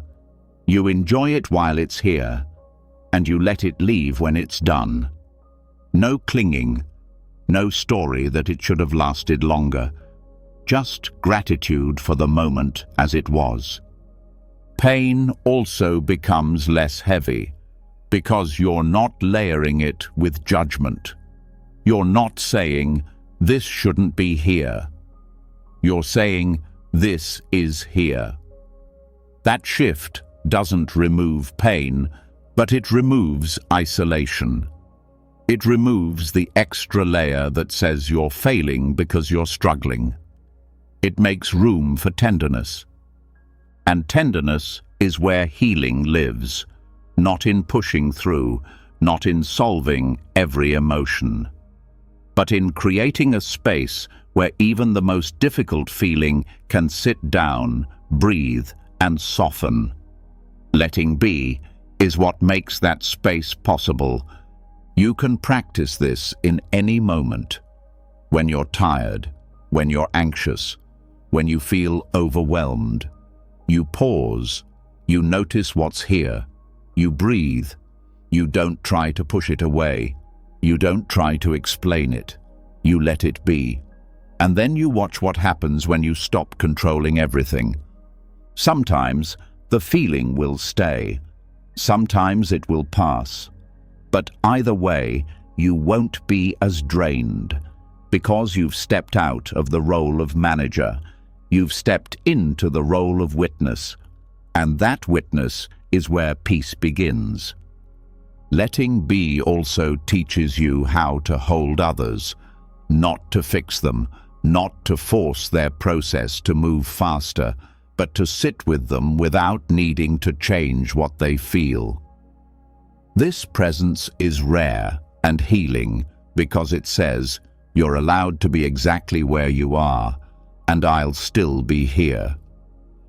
This is what you learn to offer yourself too, the same space, the same patience, the same willingness to stay with what's real. No agenda, no performance, just a quiet trust that what's arising can be met without collapse. Over time, this way of living becomes less effortful. You no longer react to every pull. You no longer chase every thought. You stop grabbing and start receiving. Life becomes something you flow with, not something you try to pin down. And in that flow, you find energy that was never lost, only bound up in resistance. You find rest in places you thought you'd never relax. You find that letting be is not just a practice, it's a form of love, one that doesn't ask anything to be different in order to be held. And now, as you lie here, breath steady, mind softer than when you first began, Feel what shifted. Not everything has been solved. Not every answer has arrived. But something has quieted. The weight you've been carrying is no longer pressing so hard against your chest, because tonight you didn't escape your pain. You sat with it. You breathed through it. You heard teachings not as ideas, but as medicine. You remembered that peace isn't a reward for perfection. It's a return to what was always waiting inside you. From noble silence to letting go, from compassion to equanimity, from breath to presence. Each teaching was not just a concept, but a key. And if even one key opened something for you tonight, then let that be enough. Let that be your beginning.